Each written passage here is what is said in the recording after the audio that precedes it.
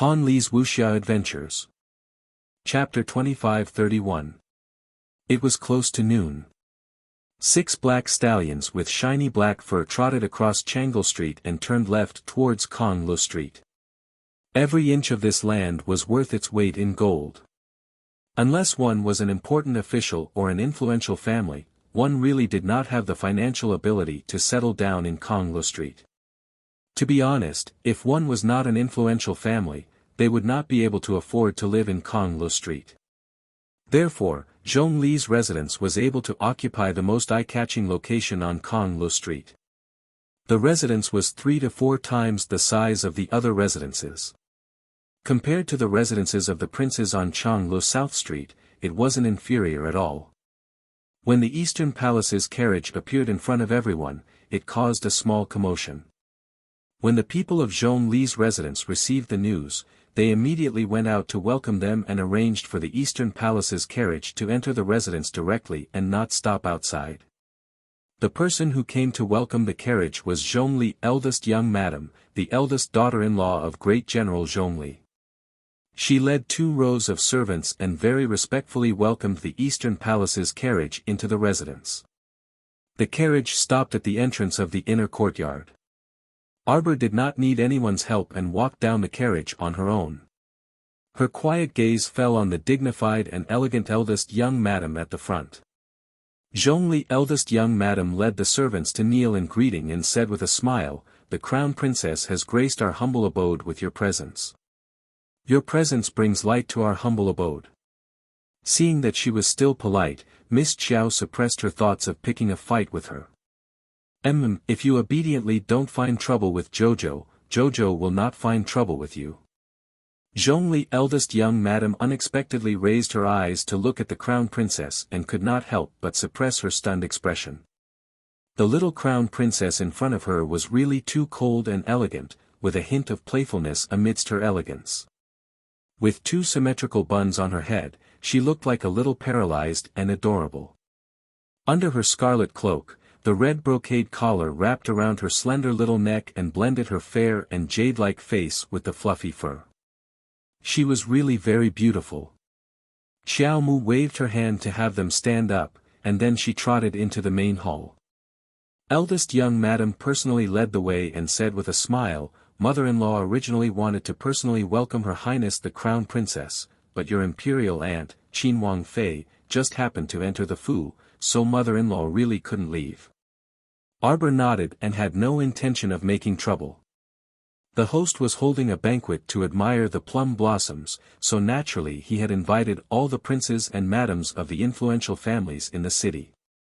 It was inevitable that they would be busy with welcoming the guests, so there was nothing much to say. Moreover, this Zhong Li manor could be considered to have done things properly. Sending the great general's eldest daughter-in-law to welcome her was not considered a slight. Madame Zhong Li was 7 or 8 years older than the Crown Princess. She thought that young people would have more topics to talk about when they were together. Who knew that the Crown Princess was a stoic person of few words? Come to think of it, no matter who the facial paralysis was, they didn't have much to talk about. Thinking back to when she was a fake servant girl in the Qin estate, wasn't she also not very popular? "I don't understand why he's so unpopular." Sir Jojo wrinkled his small nose. On the side, however, eldest young madam's heart was beating like a drum. Looking at the little stoic's cold face, her mood was a bit perturbed. The Crown Princess was unhappy. "The Crown Princess has arrived." After the announcement was made outside the door, the hall fell into a uniform silence. The stoic face expressionlessly walked in through the door, and the gazes of the several people sitting in the hall uniformly turned towards her. What a little beauty with a jade-like face and pearl-like skin that could be broken by the slightest breeze.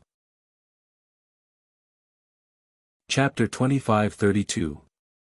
The eyes of the women in the hall, each with their own thoughts, flickered a few times. As the madam of the main household, Madame Zhong Li was respectfully accompanying Princess Consort Kong. When she saw the young Crown Princess enter, she hastily stood up and saluted. Greetings to the Crown Princess. Accompanying Arbor into the main hall were Aunt Jing, Saishio, and Saichi. At this time, Saishio and Saichi curtsied and stood to the side. Aunt Jing stepped forward and whispered to Arbor, "This is Great General Zhongli's wife." Arbor glanced indifferently at Madame Zhongli and nodded. With her status, there was no need for her to return the greeting to Madame Zhongli, that is Princess Consort Kong, His Highness the Crown Prince, and your imperial aunt. Arbor looked at Princess Consort Kong curiously.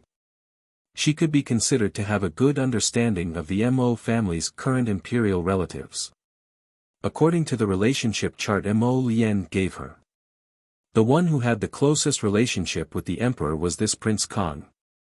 Nowadays, the emperor entrusted Prince Kong to handle major court affairs and matters that needed to be handled personally. He greatly relied on and trusted this elder brother of his.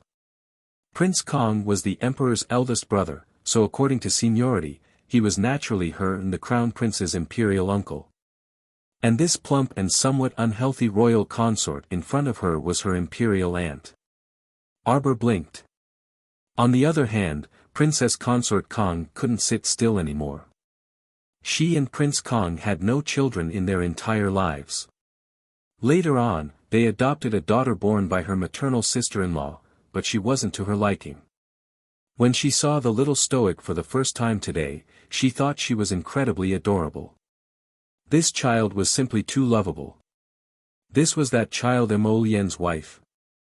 Good job, good job. She was so much better than that domineering woman his father found for him. This little fellow looked like a soft and adorable little bun at first glance. Ayaya, she was truly adorable. The two small bags on her head were matched with two simple and generous pink beaded flowers. It was bright and beautiful to the point that it was just right. She didn't have any extra accessories on her head. She looked good, she looked really good. When Princess Consort Kong saw the little stoic, she found her especially pleasing to the eye, and a smile involuntarily spilled onto her chubby face. Come, come. Come here, come here. Aunt Jing was stunned. She was naturally familiar with this Princess Consort Kong. For female officials like them who worked in the palace, even if they didn't know the temperament of the members of the imperial family like the back of their hand, they had more or less heard about it. For example, this Princess Consort Kong usually did not like to get close to people. Don't be fooled by her smiling face, she was actually very unapproachable. Many noble ladies wanted to flatter her. After all, Prince Kong was the most powerful official in the court. But not everyone was able to gain Princess Kang's favor. Now, when the little crown princess walked in, she didn't even say a word, but Princess Kong took notice of her. It can't be. Everyone silently muttered in their minds. When they turned their heads to look, they saw the little crown princess pattering over to Princess Consort Kong with small steps. When Princess Consort Kong took a closer look, she became even more attracted to her. This little fellow's small appearance was too good-looking. Looking at that sparkling small face and those spirited, pitch-black eyes, TSK, where did Mo Lien pick up this little wifey from? It couldn't be that he had run into an enormous stroke of luck, right? Princess Consort Kong grabbed Arbor's small hand and said with a grin, "Good child, I'm your imperial aunt. This is our first meeting, and imperial aunt doesn't have anything good on her, so you can wear this for fun." Chapter 25-33. The corners of everyone's mouths twitched. Princess Consort Kong was being too modest. She had given a rare treasure like the exquisite fire brocade bracelet to the little crown princess to play with, and she still called it nothing good. Everyone knew that Princess Consort Kong had a cold constitution since she was young. This exquisite fire brocade bracelet was a protective bracelet that the old prince had found a master craftsman to make after traveling all over the country. It was a fire elemental defensive artifact, and it had the function of warming the body when worn. More importantly, this bracelet was a space bracelet. Because Princess Consort Kong was an ordinary woman without any cultivation or spiritual sense, the old prince had spent a lot of effort to find a special material to add to the exquisite fire brocade bracelet so that it could be used by her. Therefore, ordinary people could also use this defensive artifact and open a space, but the Princess Consort could not form a contract with it. But now, Princess Consort Kong had actually given a divine artifact to the little crown princess, whom she had just met, without batting an eye. Wasn't this too exaggerated? According to the norm, the little crown princess should be blushing modestly and giving in a little, right? Jealousy flashed through the eyes of a young girl sitting below Princess Consort Kong. She felt as if she was sitting on pins and needles. Her buttocks twisted slightly on the stool, and she bit her pale lips, looking like she wanted to say something but stopped herself. However, what made everyone's jaws drop was the little crown princess had actually reached out to receive the gift so openly, and then very naturally put it on her little hand. Since the exquisite fire brocade bracelet was a divine artifact, it had the ability to stretch and shrink. The moment it was in her hand, it fit her wrist. And the next thing that made everyone's eyes pop out of their sockets was the little crown princess had actually dripped her blood into her spiritual sense, and very smoothly formed a contract with the exquisite fire brocade bracelet. Ha! Her actions were so damn fast. The exquisite fire brocade bracelet space was really not small. It even contained some of the Princess Consort's personal collections, such as antiques, calligraphy, paintings, jewelry, jade, and so on. There was also a small mountain of spirit coins piled up. At a glance, there were probably tens of millions. Jojo inexplicably felt happy as if he had made a small fortune. Strange. Why would Jojo be interested in such a small amount of money? The girl sitting below Princess Kong immediately jumped up from her stool and pointed at Arbor as she screamed angrily, "Rude! You, how dare you! You actually contracted with the exquisite fire brocade bracelet?" Princess Consort Kang's smiling face instantly froze. She turned to sweep a glance at the long-faced girl and said with a frosty expression, "Shut up." Since the bracelet was given to the crown princess, it naturally belonged to the crown princess. Wasn't it normal to have a contract? Iran, you're really becoming more and more unruly. Sit down. Lu Iran bit her lips and sat down with a twisted and resentful face. Her hands twisted the silk handkerchief as if she wanted to tear it apart. Princess Consort Kong glared at her fiercely, thinking to herself, as expected, she's not presentable. Didn't he usually reward her with a lot of things? This small family was very much like a sister-in-law, wanting to take all the good things. The little crown princess merely cast a glance at Lu Iran, then treated her as heir and let her go. She took out a palm-sized square box from her inner world and handed it over to Princess Consort Kong.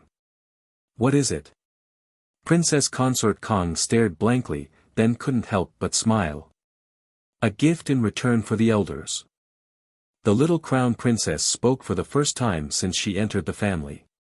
Princess Consort Kong was over the moon from the little fellow's coaxing. However, the other people in the room had mixed feelings. Chapter 25-34. Ha ha ha. Princess Consort Kong laughed heartily as she held Arbor's little hand and rubbed it lovingly. Little fellow, you're really a good child. Our Mo Lien is truly fortunate to be able to marry you. Arbor nodded her little head in full agreement. She felt that Princess Consort Kang's taste was especially good. She herself also felt that she was pretty good. Lien was truly very fortunate to be able to marry her. The old and the young chatted happily there. Most of the time, it was Princess Consort Kong who was talking alone. The little crown princess asked her 18 questions, and she would pick one or two and answer simply with 4 or 5 words.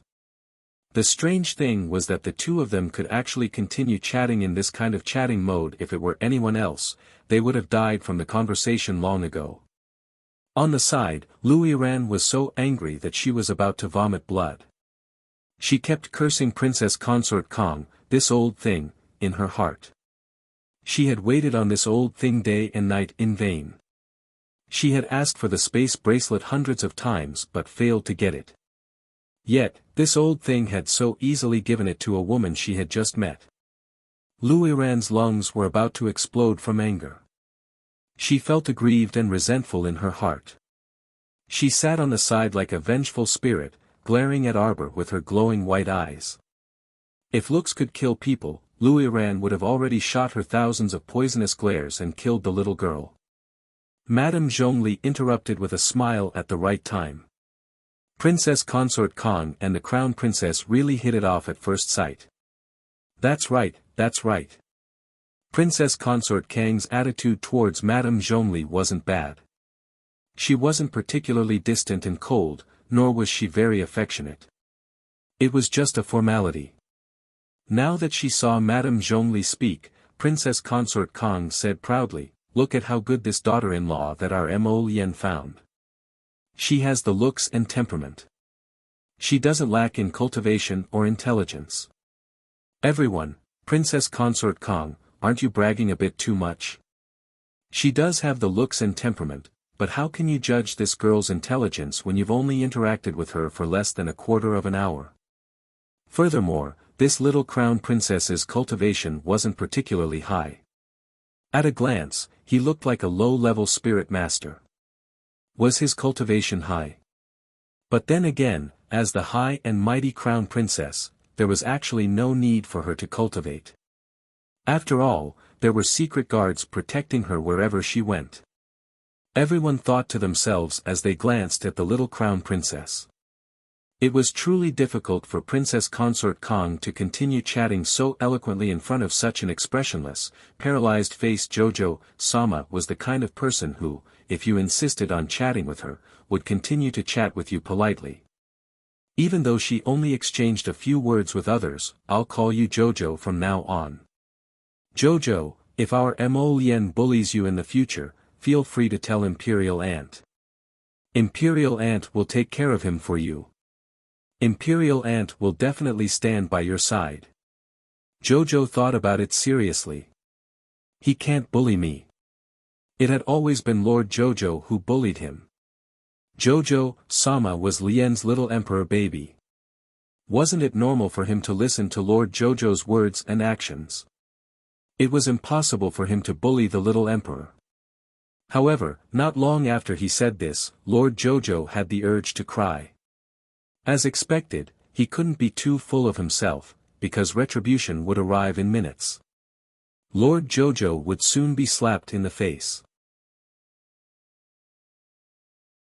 Chapter 25-35. Jojo and Princess Consort Kong had a warm chat for a while until the servants came to report that Princess Consort Zheng had arrived.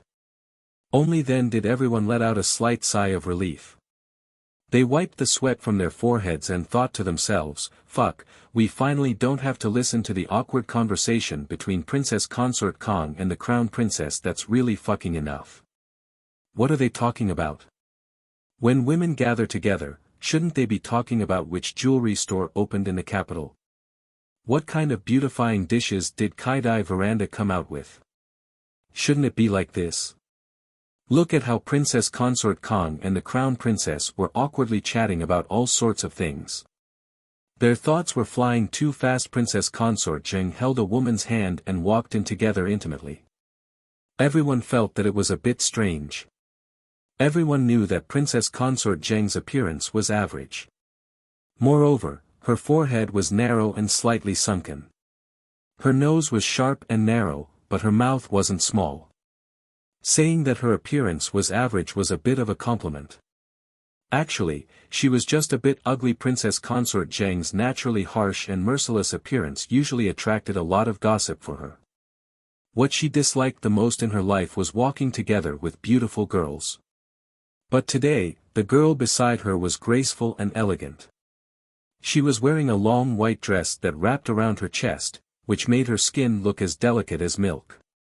Arbor looked at them coldly.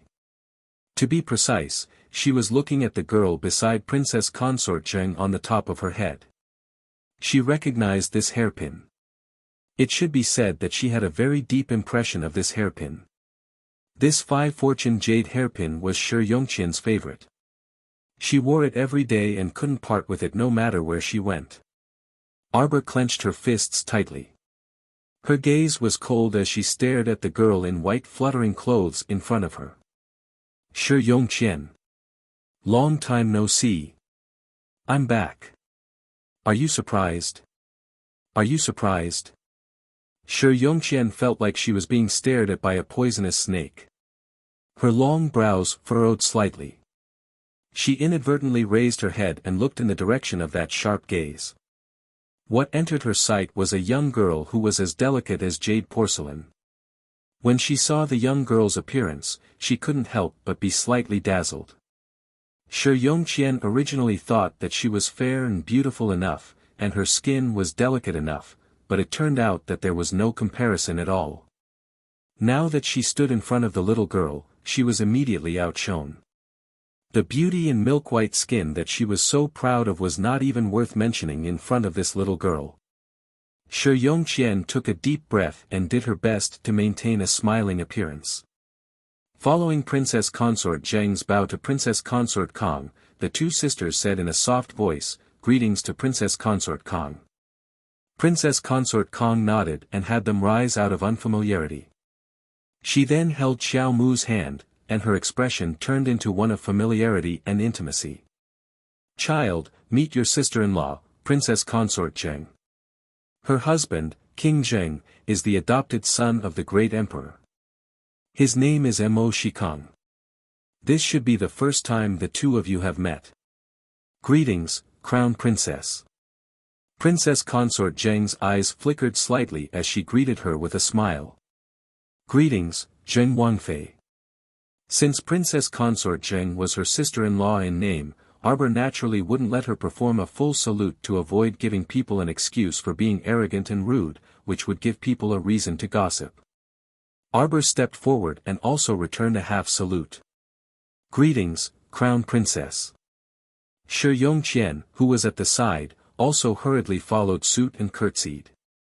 However, she had always been conceited about her family background and had an extremely arrogant personality. She automatically straightened up after squatting for less than half a second. This kind of salute was merely a formality. Generally, no one would make things difficult for a noble daughter of an aristocratic family. "Who knew? Who allowed you to stand up?" 10:00. Chapter 25-36. Shi Yongqian was taken aback. She almost suspected that the Crown Princess was talking to her. The Crown Princess actually used such an icy tone to talk about her, the Shi family's second miss? Ignorant of etiquette. Arbor said coldly, "Caixio, teach her." Caixio immediately walked up and demonstrated a salute. "Greetings to the Crown Princess." The young Crown Princess nodded and gestured for Caixio to stand up. She then turned to look at the stupefied Shi Yongqian. "Unruly. Start over." Everyone, Princess Consort Kong silently stifled her laughter and tried wiping her lips with a handkerchief.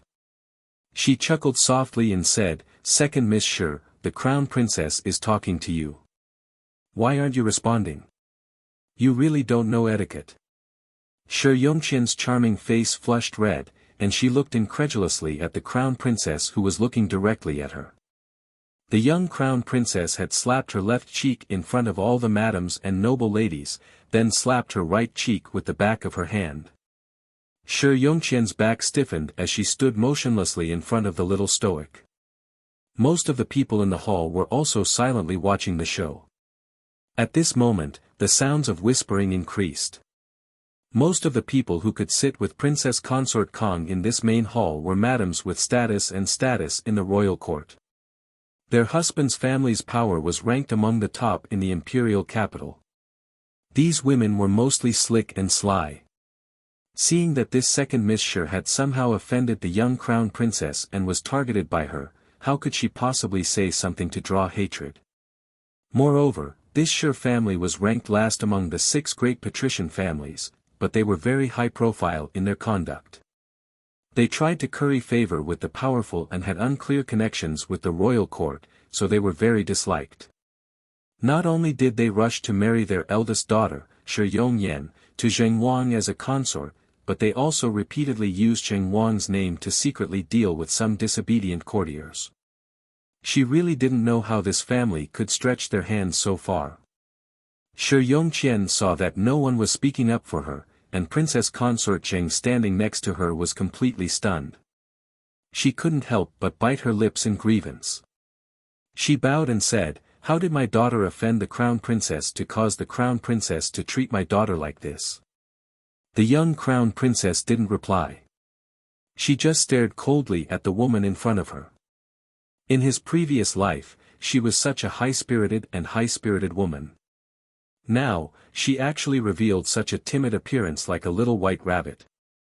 He really knew how to act. If he didn't know what kind of personality this woman had, he would have really been deceived by her. In this life, they met several years earlier. At this time, Shi Yongqian was only a 17-year-old girl. Compared to her ruthless and arbitrary style in his previous life, she was much more tender. Arbor slightly pursed his lips and swept a glance at Shi Yongqian's uneasy face. He turned and helped Princess Consort Kong sit down, and he also sat down next to her. Shi Yongqian gritted her teeth and half-squatted, maintaining a saluting posture. However, her fingertips had already pierced into her palms. What a domineering and rude crown princess. She had just returned to the capital, yet she was like a shrew, stirring up trouble everywhere. The emperor hadn't even acknowledged her status, yet she dared to be so shameless as to put on airs and punish her. She really wanted to see when this bearing fangs and brandishing claws woman would fall from the crown princess' divine altar. If such a day came, Shi Yongqian tightly gritted her teeth. That day would be the day she took revenge and consigned this woman to eternal damnation. "Miss Shi, are you cursing this crown princess by gritting your teeth?" Chapter 2537. Shi Yongqian's expression stiffened, and she crouched there, feeling extremely uncomfortable all over. The little stoic sat there and gazed at her coldly. "As expected, your Shi family is quite capable. You don't even respect the Eastern Palace. Then presumably, His Majesty is nothing more than this in your hearts." Shi Yongqian's heart abruptly chilled, and Princess Consort Zheng, who was snickering on the side, couldn't help but stiffen. She hastily walked up and said with a smile, "The crown princess really knows how to joke. Yongqian is young and doesn't know proper etiquette. I hope that the crown princess won't take offense." "How old?" Princess Consort Zheng couldn't help but be stunned. Why did she feel like this little crown princess's thoughts were jumping around? She almost couldn't keep up with her speech patterns. 17 years old. Yongqian is only 17 years old after all. This crown princess is 15 years old. Everyone, the madams who didn't have a good relationship with the Shi family all along, couldn't help but snigger. They really wanted to ask Princess Consort Zheng if this slap in the face was fast. She had just said she was young, but who would have expected that the little crown princess was even younger? Even though she was young, she still couldn't disregard proper etiquette. The little crown princess's meaning was very clear. The little crown princess maintained her small face and said dryly, "Age doesn't represent everything. Many times, it really isn't easy to continue teaching when one's foundation is crooked. For example, your Shi family." She mocked coldly, "It can be seen from this mist that your upbringing is truly lacking." Everyone, Shi Yongqian was so infuriated that her nose was about to become crooked. How could she endure it now? She suddenly straightened her body.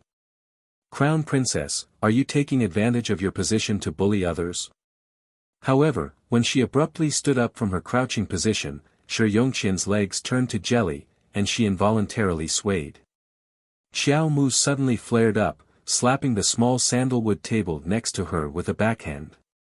Her charming face was as cold as a frosty snowy night as she expressionlessly asked, "Where are the Crown Prince Consort's personal guards?" Aunt Jing's eyelids twitched violently. Ever since the young crown princess had made things difficult for second Miss Shi, she had felt that things were developing in a strange direction. As expected. It hasn't even been 3 minutes. Then something happened. Bang bang bang.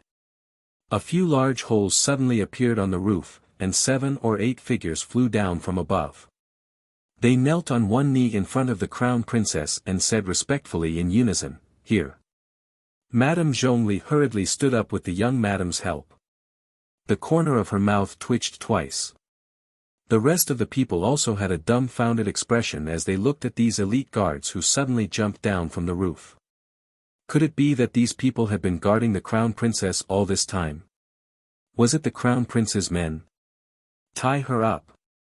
Arbor pointed at Shi Yongqian and said with a cold gaze, "Second Miss Shi has lost her composure in front of the crown princess. She is impolite and immoral. Drag her out and give her 10 lashes to clear her head." Everyone, Shi Yongqian was really anxious this time. When she saw the guards rushing up to tie her up, she couldn't help but put up a strong front and said, "How dare you?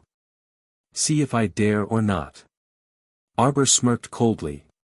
When she stared at her, Shi Yongqian felt that this young crown princess seemed to have a trace of abnormality. She didn't know if it was her imagination, but she felt that the young crown princess was like a venomous snake that could pounce on her at any time and bite her throat. "Let me go. Let me go." Shi Yongqian struggled and exclaimed, "Eldest sister. Eldest sister, save me." Chapter 2538. A trace of hesitation flashed across Princess Consort Zheng's face.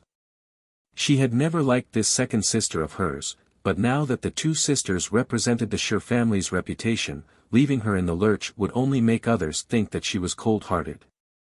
She would definitely be in a bad mood if those gossipy women gossiped about her. Princess Consort Zheng frowned.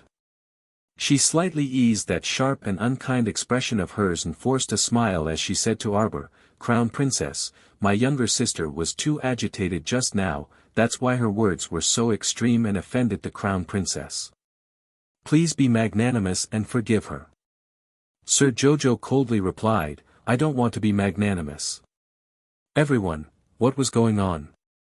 The little Crown Princess looked like she was going to spit on the heavens and earth the moment she entered the room, and without any warning, she started attacking that unlucky second miss of the Shi family. Yet Princess Consort Kong couldn't help but laugh out loud. She thought to herself, "This really is a soft and adorable little bun. Look, even when she's angry, she's especially interesting." Princess Consort Zheng's expression also turned ugly. She said with a cold face, "Although you are the crown princess, we have always been in China. But in our divine continent, we have always been somewhat tolerant of the strong. My second sister, Yongqian, is at least a 5th-level spiritual master with a 5th-level spiritual fire." Princess Consort Zheng harumphed and said, "In our divine continent, it's not easy for females to cultivate. My second sister's talent can be considered pretty good." Arbor rolled her eyes. "What are you rambling on about? Drag her out. Beat her." The most annoying thing was to talk for so long without getting to the main point. Who has the patience to listen to you blabber on? Do you think you're a flower that needs to bloom? Everyone was dumbfounded. Did the little crown princess really not understand, or was she pretending not to? Wasn't Princess Consort Zheng talking to her about some customary rules in the divine continent? Generally, divine realm experts above the 10th level were exempted from kneeling in front of the emperor. Of course, this Shi Yongqian was only a 5th-level spiritual master. Sorry, she was thousands of miles away from being a great divine master. Although Princess Consort Zheng was a bit nonsensical, this little crown princess in front of them clearly wasn't someone who followed the rules. They really wanted to ask, what kind of family could raise such a freak? How could Shi Yongqian be a match for the crown prince's guards? What level 5 soul master? In front of a row of level 10 great soul masters, she definitely wouldn't be able to resist. In addition, Shi Yongqian had always been a prideful person in front of others. She wouldn't easily get into a fight and ruin her image, hence, the two crown prince's personal guards easily subdued second Miss Shi. They took out hemp ropes from their inner worlds and tied the second young miss up. Then, they dragged her out of the door. This unforeseen event happened too quickly. By the time Shi Yongyan regained her senses, her second sister had already been dragged to the door. Shi Yongyan's harsh face immediately contorted. She shouted at the top of her lungs, "How dare you!" Arbor looked at her as if she was an idiot. What was there to be afraid of? Wasn't it already being done? Was there something wrong with this Princess Consort Zheng's eyesight, or was there something wrong with her brain? Why did she keep asking such retarded questions? Princess Consort Zheng was about to be angered to death by the little stoic. She really had never seen such an arrogant and unreasonable person. She was actually the crown princess. Oh! My heavens! Princess Consort Zheng rolled her eyes fiercely in her mind. If Sir Jojo knew, he would definitely slap her to death. What arrogant and unreasonable! Nonsense! Sir Jojo was the most reasonable little lady in the world. Chapter 2539. Eldest sister, save me, eldest sister. Shi Yongqian was a little scared now, and she kept shooting looks at Princess Consort Zheng. Princess Consort Zheng looked back at the direction she was winking at and quickly said to Madame Zhongli, if anything happens to my second sister in your residence. What she meant was that even if they couldn't find trouble with the Eastern Palace, the Shi family could still find trouble with the Zhongli residence. Madame Zhongli's expression changed slightly, and she glared at Princess Consort Zheng rather angrily. Princess Consort Zheng was a classic example of biting at anyone she saw. Dragging people down with her. However, the Zhongli residence wasn't to be trifled with. Princess Consort Zheng smiled at Madame Zhongli. Madame Zhongli thought for a moment, then quickly stepped forward and bowed to Arbor. Crown Princess, it was just a small misunderstanding just now. What do you think? Should we let second Miss off the hook? After all, if word of this spreads that you, the Crown Princess, reprimanded second Miss Shi in our Zhongli residence, it won't be good for the Crown Princess reputation. If word got out that the Crown Princess of the Eastern Palace was bossy, domineering, and unreasonable, it naturally wouldn't be good for her reputation. Although her words were reasonable, there was a hint of threat in them. Lord Xiao Qiao's cold and silent gaze swept over that Madame Zhongli. A cold smile that didn't seem like a smile appeared at the corner of her mouth. I believe that everyone knows about this Crown Prince Consort's actions on Changle Street the moment I entered the capital yesterday. Are there any rumors today? Everyone in the noble circle knew about what happened on Changle Street. They all knew that the little Crown Princess wasn't someone to be trifled with. What was both unexpected and expected was that not a single rumor dared to circulate in the capital today. I even dared to teach the saintess of the temple a lesson. Do you think I wouldn't dare to teach this insignificant second miss of the Shi family a lesson? Everyone was instantly speechless. 30 lashes. If you dare to utter another word, you'll add 10 more lashes. Arbor casually found a suitable whip from her inner world and threw it to the guard. Hit. With the sound of a gust of wind, the whip landed on second young Mistress Shi's body with a whoosh, causing her to let out a heart-wrenching scream. You dare to hit me? You dare to hit me? Shi Yongqian's eyes widened in disbelief as she glared at Arbor. She didn't know if her eyes were playing tricks on her, but she clearly saw a trace of coldness and satisfaction in the little Crown Princess' eyes the moment the whip fell. She actually enjoyed watching him get beaten up. This person must be a pervert. The Crown Prince of the Eastern Palace actually married such a vicious and twisted psychopath. She really wanted to tear this woman apart. However, his body was tied to the tree, and his spiritual energy was suppressed by someone else. There was no room for resistance, and he didn't even have the ability to use his spiritual energy to protect his body.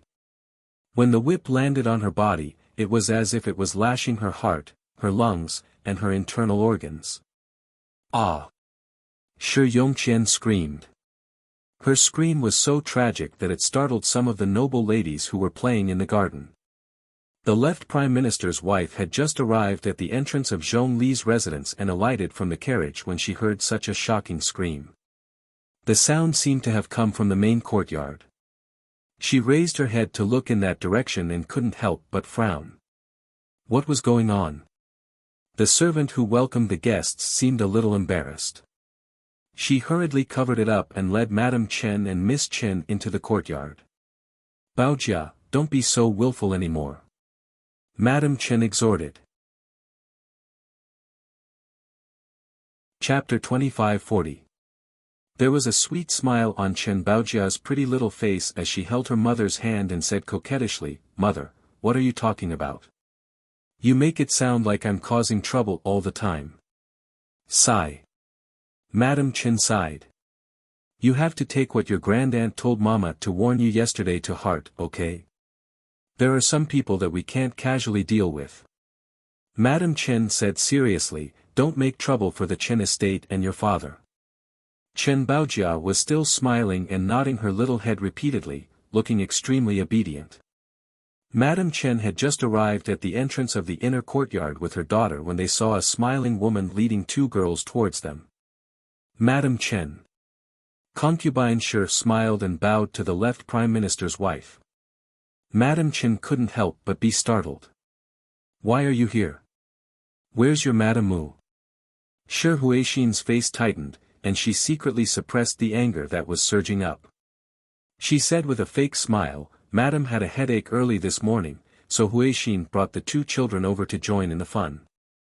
Madame Chen nodded and didn't say anything else. She pulled her daughter and walked past Shi Huixin. Shi Huixin was even more dissatisfied. She knew that these so-called official wives looked down on her, who was born as a concubine, but was this what she wanted? Although she was born in the Shi family, one of the 6 great aristocratic families, she was only a concubine's daughter from the 3rd branch after all. She had already racked her brains to find a good marriage for herself. With her status, it was naturally impossible for her to marry into the Mu estate as the official wife. But what if that woman, Mu Qingya, happened to die of illness? Then whether she had the chance to be promoted to the official wife was another matter. If one day she became the wife of the Mu estate's master, gritting her teeth, concubine Shi forced a smile and followed Madame Chen and her daughter into the main courtyard. The moment they stepped into the courtyard, the smell of fresh blood wafted into their noses. Madame Chen and Shi Huixin couldn't help but be stunned. When the two saw the situation in the courtyard, they were even more stunned. Weren't they here to attend the plum blossom banquet? Why was there such a bloody scene? "Mother, it seems to be cousin."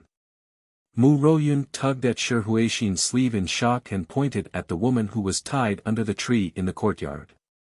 Her head was drooping and her body was covered in whip wounds. "What?" Shi Huixin was shocked. She raised her head to take a closer look, and her heart skipped a beat. Was it really the second daughter of the 1st branch, Shi Yongqian?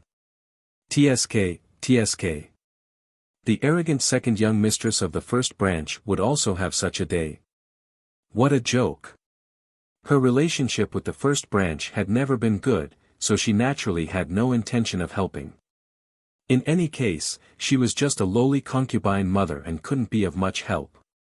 The purpose of her visit today was mainly to bring Qiao Chun to broaden her horizons and see more of the clan relatives and influential officials. She didn't have to act like a country bumpkin entering the city all day long. A thought flashed through Shi Huixin's mind, and she reached out to pull over Qiao Chun, who had been cowering behind her the entire time and whose eyes kept darting around. She took a few steps forward and smiled at Madame Zhongli, whose expression was unsightly. Mu Estate Shi Huixin greets Madame Zhongli. Madame Zhongli swept her a glance. She was feeling vexed, so her attitude was a bit irritated. All right.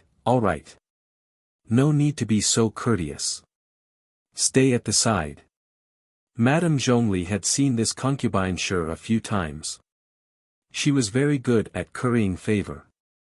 She usually didn't find her very annoying, but today, she felt that she was a bit of an eyesore.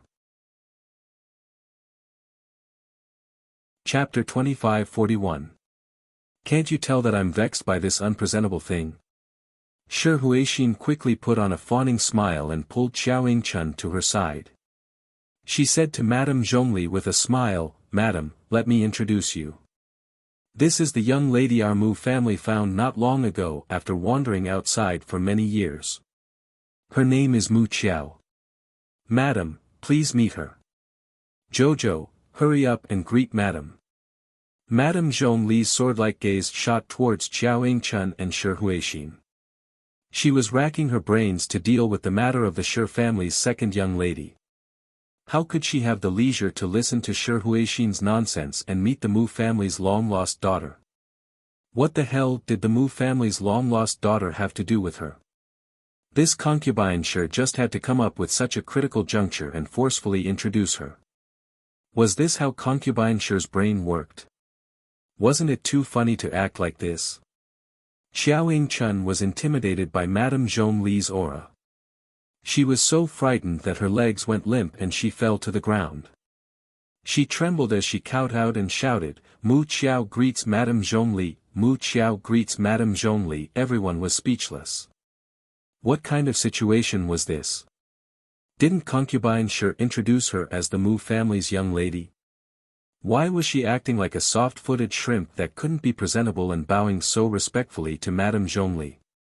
It was laughable to not know etiquette, but excessive etiquette was even more laughable. Chen Baojia giggled while covering her handkerchief. Mu Royun, who was standing to the side, was also stunned. Then, her face flushed red from embarrassment. She wanted nothing more than to kick this shameless thing to death. Concubine Shi didn't get angry. Instead, the smile on her face deepened. The more Mu Qiao, this unpresentable thing, became famous and spread in the imperial capital, the better it was for her, right?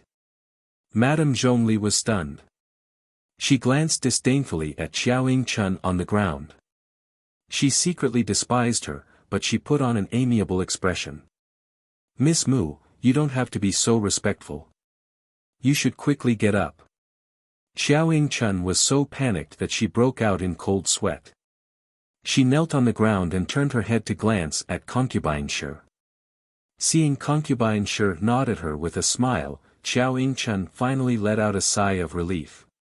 Her legs were weak as she struggled to prop herself up. Madame Zhongli looked down on her even more, but she didn't show it on her face. Instead, she said gently, "Miss Mu, please go to the side first." Xiao Yingchun nodded. In an instant, he seemed to have sensed something. Xiao Yingchun only felt a gust of cold wind blow past her neck. She suddenly turned her head and met a pair of dark eyes. The little girl seemed to be baring her fangs at her, and she was so shocked that she took a few steps back. When he took a closer look, there were no fangs. The stoic face was currently looking at her with a tranquil expression, faint traces of mockery and ridicule hanging from the corners of her lips. Xiao Yingchun felt as if she had run 700 to 800 meters, and her heart started to pound uncontrollably. Her pupils suddenly shrank, and she subconsciously took 2 steps back, forcefully suppressing the scream that was about to burst out of her throat. Why was she here? Why is that damned girl Arbor here? She wouldn't forget this damned stoic face even if she died. It was this damned girl who opposed her at every turn. Ever since she was young, she wanted to snatch everything from her. She wanted to snatch everything from her. She didn't have the slightest bit of respect for her older sister. This selfish woman, why did she come to the divine province? She couldn't be here to snatch away her identity as a miss of the Mu family and snatch away the happy life that belonged to her, right? Chapter 2542. She thought about how she might wake up from her beautiful dream in the blink of an eye. The moment she woke up, she might return to Quoto village, that ghastly and eerie place filled with a terrifying aura. She would have to accompany her mother and Song to gnaw on tree bark and roast loaches. She couldn't help but feel nauseous, and her entire body started trembling. "Why are you glaring at me?" Xiao Ying-chun suddenly launched an attack, pointing a finger at Arbor. Everyone was flabbergasted. What was going on? Was there something wrong with this Mu residence's young lady's brain? What kind of lunatic was she to actually pick a fight with the young crown princess? You didn't see the terrifying scene of the young crown princess picking a fight with the Shi family's second young lady just now, right? If you didn't see it, then you're out of luck.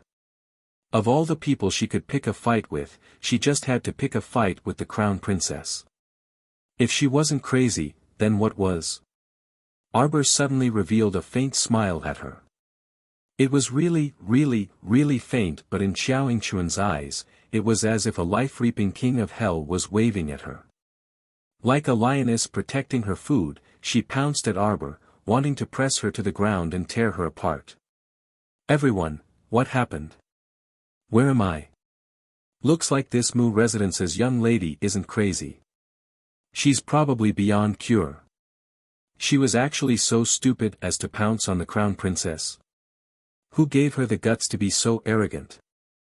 Although more than half of the people present didn't think highly of this crown princess, it was already an indisputable fact that the crown prince married the crown princess in the lower star domain. No matter what they thought, they had to at least put up a decent front.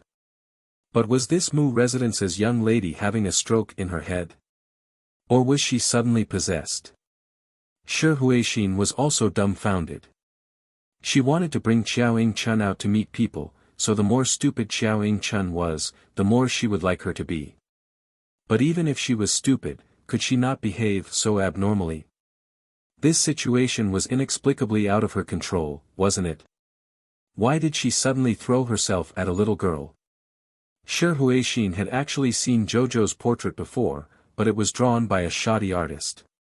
It was very different from the real Jojo.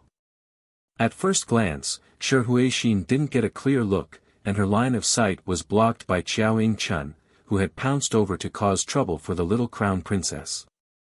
As a result, Shi Huixin didn't recognize her for a moment.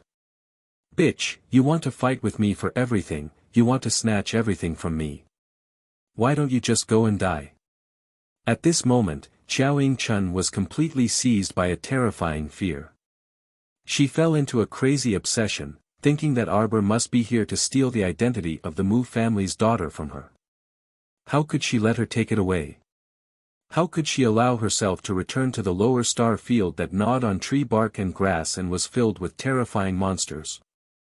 The moment she saw Mr. Jojo, the stupid string in her head snapped. She was too terrified. She wanted to eliminate the source of her fear, which was Sir Jojo. Jojo was also a little surprised. She didn't even freaking make a move to cause trouble for Xiao Ying-chun, right? This Xiao Ying-chun was like an idiot, throwing herself to death. No wonder everyone looked at her as if she was a lunatic. Where did she get the confidence to think that she could pounce on Sir Jojo and press him to the ground to beat and bite him? Bam! Arbor raised her leg and swept it across. Xiao Ying-chun retreated at twice the speed. Chapter 2543. Her legs were slightly bent, and she maintained a kneeling posture. Her knees rubbed against the ground heavily, and she uncontrollably retreated backward. This posture was really pure and clean. The corners of everyone's eyes twitched, and they rolled their eyes inwardly. If she didn't have the ability, why did she rush up to pick a fight? She was swept away by the little crown princess, right? Xiao Ying-chun knelt on the ground and coughed wretchedly. She looked at her knees, which had 2 bloody marks on them, in shock. What happened just now? Her short-circuited brain was finally connected, and her body couldn't help but tremble slightly. She actually went to fight that terrifying woman from Arbor? When she looked up, she saw Xiao Mu slowly walking over and standing in front of her. The little girl looked down at her with a strange glint in her eyes. "Who allowed you to use my name in reverse?" Madame Zhongli's heart skipped a beat. She was about to step forward to stop her when the young madam pulled her back. Madame Zhongli thought about it. That's right. Today's incident happened even if it didn't happen. This little crown princess revealed a side that was different from ordinary people just now. She was arrogant, aloof, and spoke bluntly. She didn't listen to anyone. As the madam of Zhongli estate, she couldn't interfere with the crown princess's matters. She could only stand and watch. The other madams and young misses who were watching the show couldn't help but be taken aback. They recalled the crown princess's words just now and looked curiously at Xiaoying Chun, who was still kneeling on the ground and unable to get up. Oh right, the crown princess's name was Arbor. Didn't this Mu estate's young lady, Mu Qiao, have her name in reverse? Was it such a coincidence? Everyone thought. The little crown princess's icy gaze landed on Xiaoying Chun. She sized her up from head to toe and sneered, "You want to pretend to be me? Look at your face. You're already so old, yet you're pretending to be a 15-year-old girl. Aren't you ashamed?" Everyone! Exclamation point. Xiaoying Chun couldn't stop trembling. She was so angry. Her face was flushed red and covered with cold sweat and tears. The rouge on her face had long been soaked by sweat and tears, and now it was messily plastered on her face like mud. Arbor looked at her disheveled appearance and said mockingly, "Although I don't care about the Mu family, it doesn't mean that you can impersonate me. Do you understand what I mean?" Xiaoying Chun's entire body trembled. The fury of being exposed in front of everyone and having her identity exposed almost shot out from her chest. She was so angry that her whole body trembled and her teeth chattered non-stop. She screamed, "Bitch, you're lying. Who wants to impersonate you? What did I replace you for?" The noble women in the courtyard were all astute people. Who wouldn't understand the meaning behind the crown princess words? At this moment, they were all whispering to each other in astonishment. Could it be that the young lady that the Mu family had brought home with great fanfare was actually a fake? According to the crown princess's words, she is the real daughter of the Mu family. What? Didn't they say that the crown princess was a village girl from a small mountain village in the lower star domain? How did she get involved with one of the 6 great patrician families, the divine province's talisman patrician family?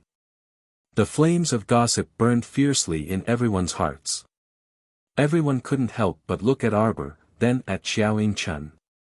Their gazes swept back and forth between the two of them. Today's trip really wasn't in vain. Things kept coming up one after another. Tomorrow, the entire imperial capital's noblewomen would definitely talk about it.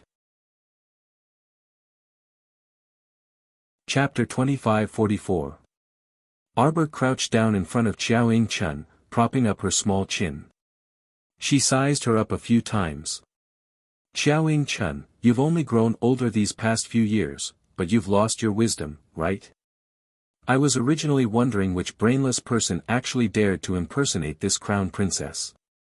Arbor reached out a finger and lightly poked Xiaoying Chun's head. "I didn't expect this, and I'm a bit shocked. They actually brought you here." Arbor turned to look at the dumbstruck concubine Shi standing to the side. Concubine Shi's mind finally returned to normal. She understood that the person standing in front of her, whom everyone called the crown princess, was none other than Arbor. Concubine Shi was a bit frantic on the inside. When exactly did this Arbor enter the capital? Why didn't she receive any news at all? Arbor stood up, her gaze landing on Shi Huixin as she recalled the contents of the information. "You're that concubine Shi?" "Shi Huixin." Concubine Shi adjusted her expression, then bowed to Arbor with a fawning smile. "Greetings to the crown princess. May I ask how my Mu family's young miss offended the crown princess?" If Arbor raised a hand to cut her off. "You brought Xiaoying Chun here to replace me just to cause trouble for me. What exactly is your motive?" Crown princess must be joking. What motive could I, a mere concubine, have? Me? Arbor's expression abruptly changed, and she suddenly launched an attack. Saishio. Present. Slap her. Kai Xiu was now very familiar with slapping people's mouths. She was already very familiar with it. She walked up, rolled up her sleeves, and swiftly slapped Concubine Shi's left cheek. Lowly servant. You actually dare to call yourself me in front of the crown princess. Unruly thing. Following that, another slap came on her right cheek. The crown princess didn't say to stop, so she slapped Concubine Shi on both sides several times.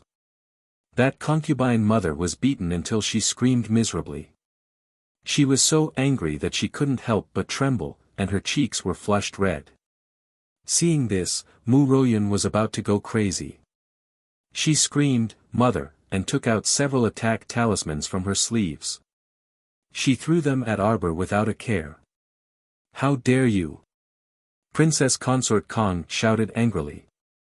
"Hurry up and stop, you little child of the Mu family." The other madams, including Madame Zhongli, also rebuked angrily. However, those talismans abruptly stopped in front of Qiao Mu. Mu Royun's fingers repeatedly formed seals. Once, twice, thrice, and countless times, she was unable to open the talisman. A trace of bewilderment flashed through her eyes. "Let's go back." Arbor gently waved his hand.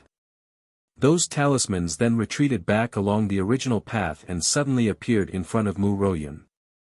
Immediately after, talisman energy shot out in all directions, and several whooshing sounds were heard as they attacked her.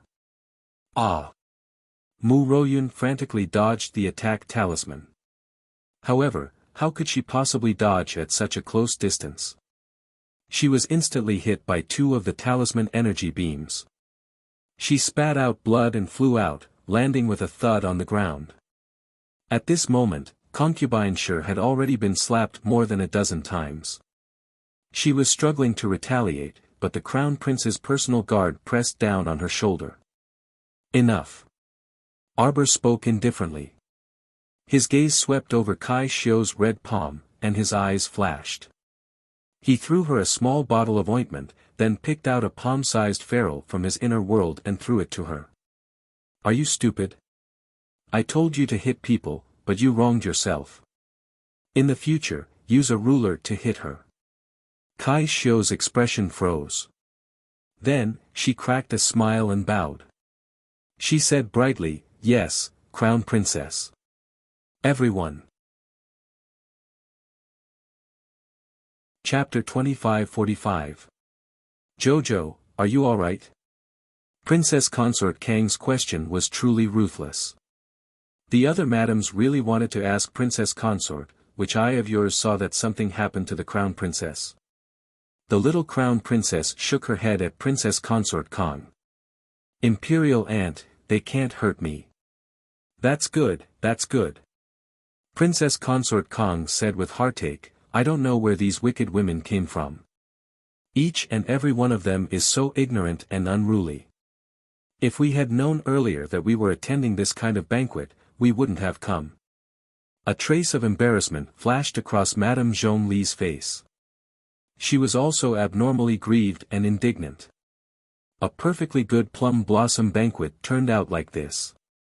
She was more infuriated than anyone else. "I'll give you 2 days to clarify the matter of the impostor.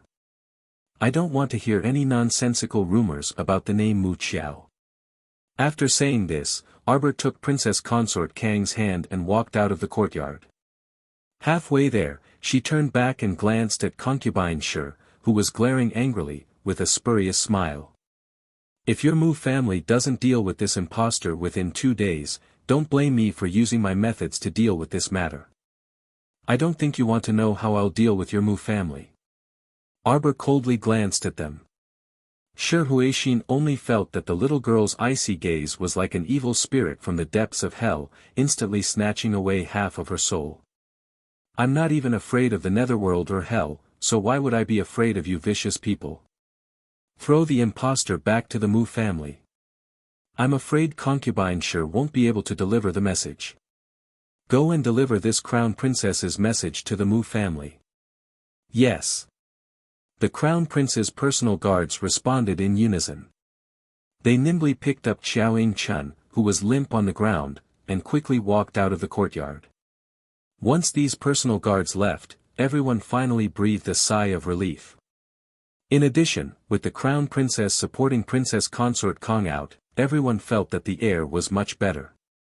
They looked at Shi Huixin, who was frozen there with an exceptionally unsightly expression.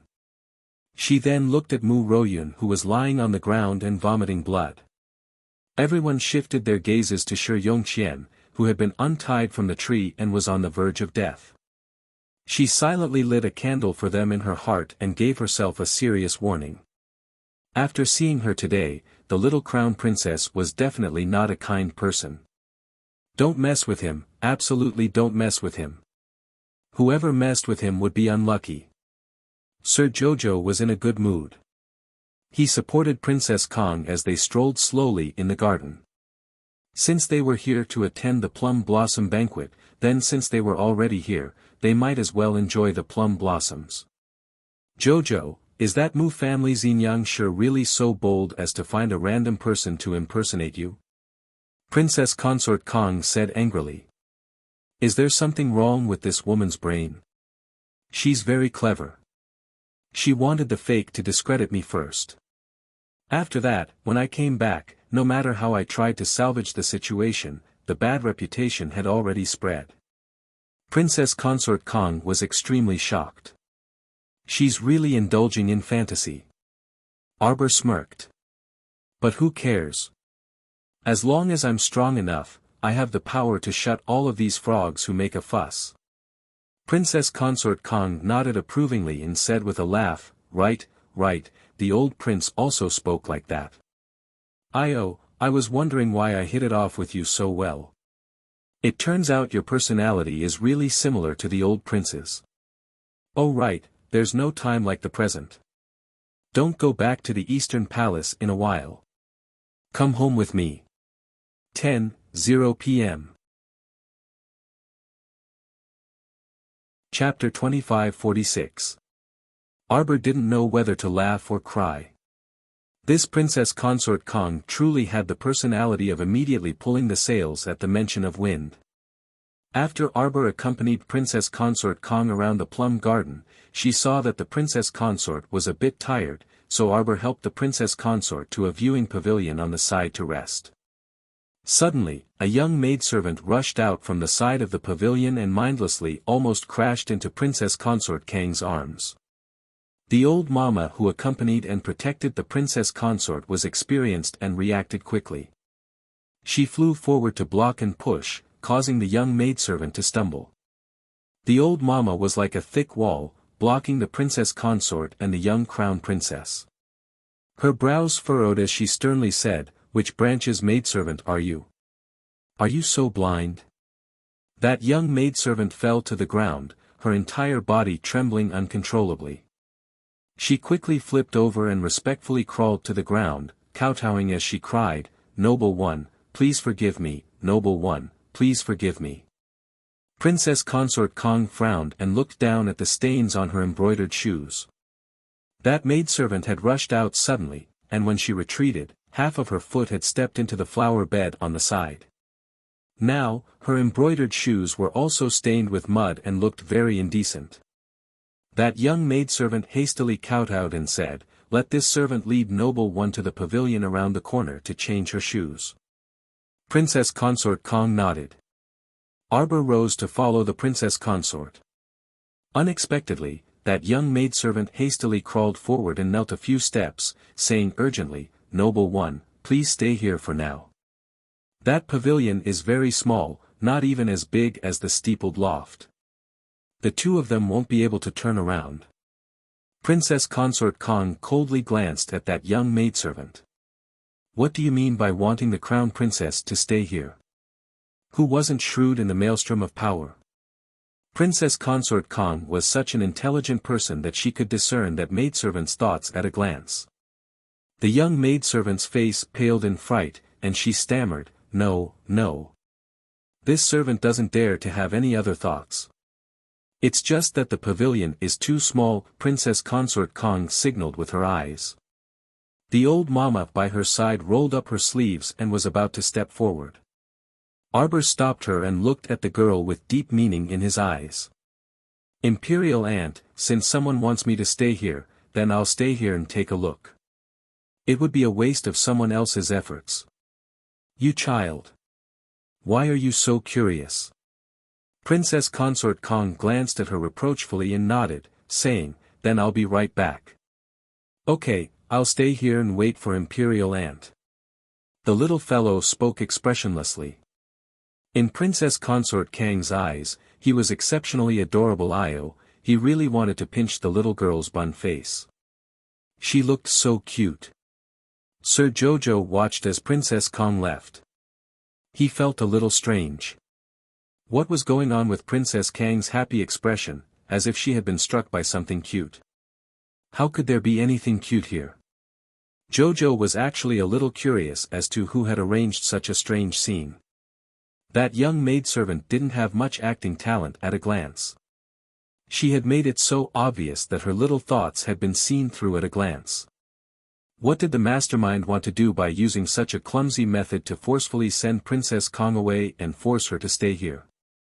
The little fellow took out a cup of piping hot spiritual tea from her inner world and sipped it intermittently, waiting calmly in the midst of chaos.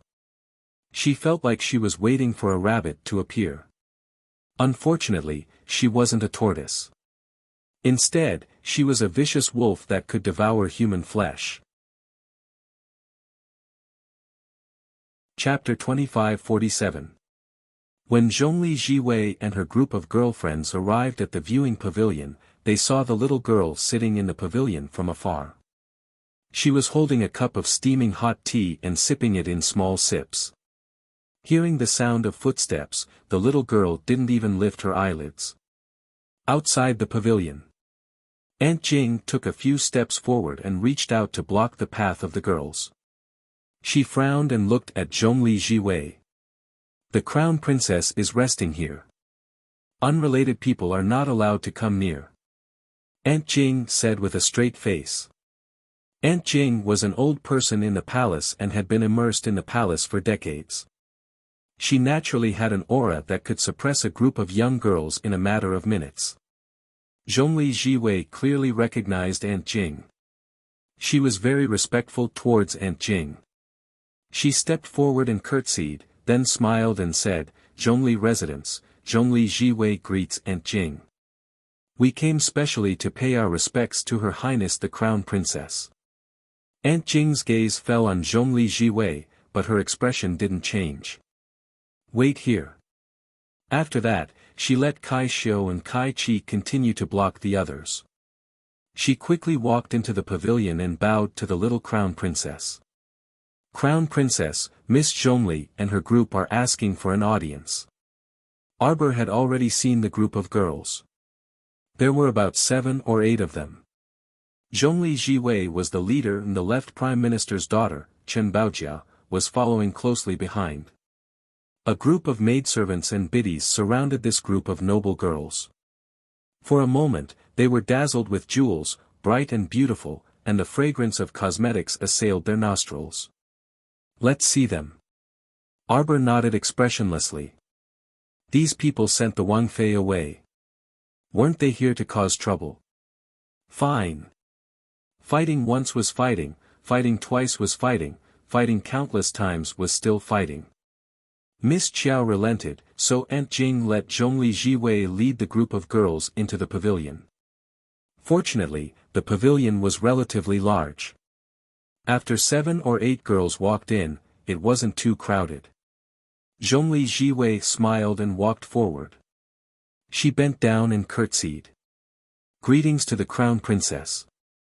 Regardless of whether Chen Baojia and the others were happy or not, at least on the surface, they all bowed politely. Arbor didn't make things difficult for them. He nodded and let them rise. Has the Crown Princess been to the elegant court? If not, why don't you let Jiwei lead the way and take the Crown Princess to have a look? Zhongli Jiwei had a courteous look and said with a gentle expression, in our elegant court, the wintersweet blooms are the best. It would be a pity if the crown princess missed it. But I still have to wait here for the princess. Arbor said faintly. It doesn't matter. Ji Wei left a maid, and the crown princess left a maid here to wait for Wang Fei. Later, when Wang Fei came, she would help Wang Fei lead the way to Yayuan. What does the crown princess think? Arbor's dark eyes swept across her face, and a trace of coldness appeared at the corner of his lips. When Zhongli Ji Wei met this calm gaze, she didn't know why, but her heart inexplicably trembled. She still had a smile on her face, but the smile unconsciously became a bit forced. What does the crown princess think? Zhongli Ji Wei asked again. Arbor didn't disappoint her. He nodded very calmly. Miss Zhongli invited me so warmly. This crown princess naturally can't disappoint you. Zhongli Ji Wei smiled a bit awkwardly. Crown princess, please. Chen Baojia smiled and chattered. Crown princess, the plum blossoms in the elegant court are blooming very well. Chapter 2548. There are many precious varieties. It's not commonly seen even in the palace, Chen Baojia said with a grin. Crown princess, have you seen the black moon plum on Seacone planet? Oh my, there's also a type that surpasses the snow-white plum. Everyone says that it can compete with the snow domain's divine flower in appearance. Pfft, a woman with slender eyes and a sharp chin couldn't resist snickering. Miss Chen, aren't you joking? Where would the lower star domain's snow domain's divine flower come from? The crown princess probably hasn't even heard of it. The young crown princess blinked. She tilted her head and pondered before taking out a snow domain's divine flower from her inner world. Are you talking about this? Everyone, the face of the slit-eyed young miss who ridiculed the little stoic instantly flushed red. Some even retreated several steps and glared at the young crown princess in shock. Crown princess, you! Why didn't this snow domain's divine flower attack her? Didn't they say that the snow domain's divine flower was proud and couldn't be touched by normal people? Why didn't anything happen when the young crown princess held that flower in her small paw? When everyone saw that the snow domain's divine flower was actually a complete divine herb with a complete root, they couldn't help but stare at the young crown princess as if they had seen a ghost. Two young ladies gathered their courage and took a few steps closer. They carefully observed and nodded. It seems to be the snow domain's divine flower. Most of them had only seen this snow domain's divine flower in dossiers. How could they have seen the real thing? Looking at the young crown princess's indifferent expression as she held the snow domain's divine flower, those who didn't know would think that she had only taken a wild flower. How could they know that the young crown princess's 100-herb garden was filled with snow domain's divine flowers? Back then, Duan Yu gave her the storage talisman that contained the snow domain's divine flower. Besides that, there were also all kinds of strange concealed weapons and trinkets inside the storage talisman. When she opened that storage talisman to take a look, she was truly a bit surprised. When she thought of this snow domain's divine flower, she couldn't help but recall the days when she turned into a ferret after turning into a small animal. There were many things that were out of my control. Fortunately, this was all in the past. Jojo Sama would never tell anyone about his dark history. Humph. The little crown princess didn't let the girls admire it for long before she quietly put away the snow domain divine flower. Ji Xiang, the slender-eyed girl who had mocked the young crown princess and had never heard of the snow domain divine flower, had long since fallen silent. Seeing her blushing and hiding behind the crowd with her tail between her legs, the little crown princess glanced at her and ignored her.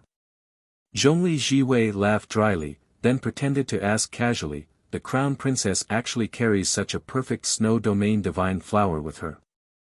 I heard that the snow domain divine flower can't be grown unless it's in an extremely cold place." That's right.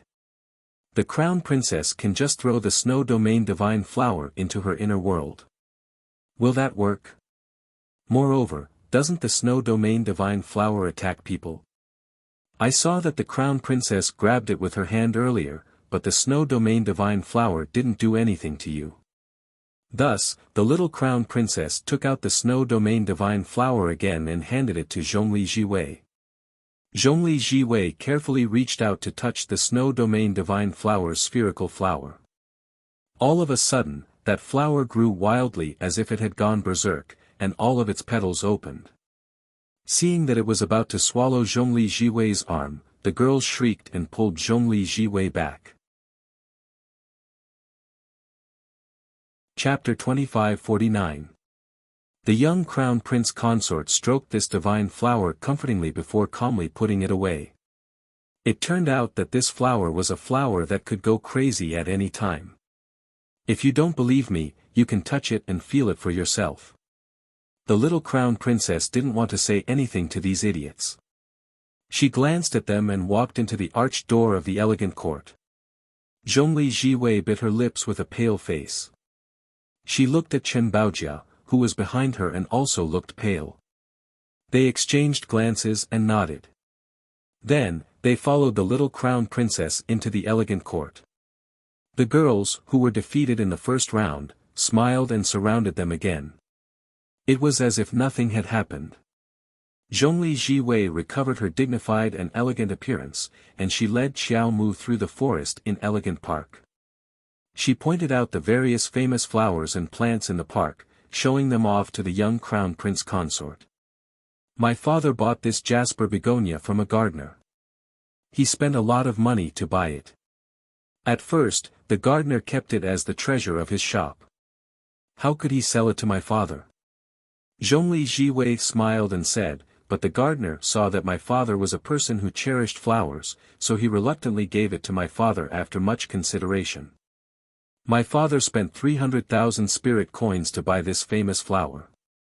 You can appreciate it. This jasper begonia can bloom all year round. It has a long flowering period, and the flowers are rich and gorgeous. I have heard that Lord Left Prime Minister is the best at appreciating flowers. Today, I see that every flower in this garden is exquisite. The young crown prince consort reached out and took out a pot of tender and juicy jasper begonia. She also liked the jasper begonia very much.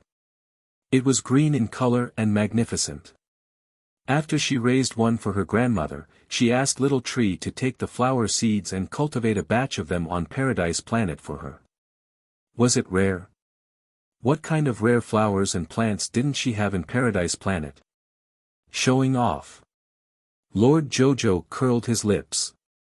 On the other hand, Miss Zhongli, whose face was once again swollen, had her entire pretty face flushed red. Looking at the pot in the crown princess's hands, whether it was in terms of appearance or color, it was much better than the jasper begonia that her family had spent a lot of money to buy. Don't you think this stoic-faced crown princess is infuriating? She won't talk to you either. If you mocked her for being ignorant, she would take something out of her inner world and slap you in the face. He didn't even give them a fucking chance to breathe. What was her inner world doing? Was there such a big space to store all these random things? As it turned out, the little crown princess really had nothing better to do. At this moment, she took out flowers one by one. The little crown princess had all of them, including the Xing Shui white plum and black moon plum that they had mentioned earlier. They looked plump and glossy, and their appearance was stunning. All the girls, he didn't know what to say. If only I could take back what I just said. This kind of inexplicable face-slapping made them feel very angry, okay?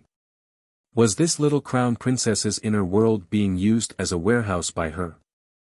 What kind of stuff was she piling up? She took out pots of flowers one by one, as if they didn't take up any space. Suddenly, she wanted to imitate the crown princess and show a stoic expression, indicating that she didn't want to talk. It would be best if she could reflect the deep malice that the crown princess had towards her. Where did this inexplicable feeling of suffocation come from? Chapter 2550. The young crown princess, who didn't want to speak, glanced at the women and saw that they were all pretending to admire the plum blossoms in the garden. Only then did she put away all the pots of flowers. Just now, in order to take them out for others to admire, she even specially asked Sapling to put them in pots and bring them out. Otherwise, it would be hard to explain why every plant had soil and roots, so why did she put them all in her inner world? At this moment, the young crown princess was also somewhat dissatisfied. It was clearly these women who were showing off all kinds of precious flowers in front of her and even mocked her for saying that she had never heard of the snow region's divine flower. The meaning behind their words was that they were mocking her, a nobody who came from the lower star region to the upper three prefectures, for not having seen the world. She was only providing evidence to prove that she had knowledge, so why did these women's faces turn sour and ignore her? A group of narrow-minded people. The young crown princess paced to Zhongli Jiwei's side and said with a serious face, "Go and see if the princess consort is here." Zhongli Jiwei nodded pretentiously and pulled a servant girl over, asking her to wait for the princess consort at the round arched door. Then, she rolled her eyes and turned to Arbor with a smile. "Crown princess, don't worry. The servant girl I left behind will lead the way for the princess consort." Xiao Mu nodded expressionlessly as she mocked inwardly. She had already flaunted her wealth and admired the treasured plum blossoms just now.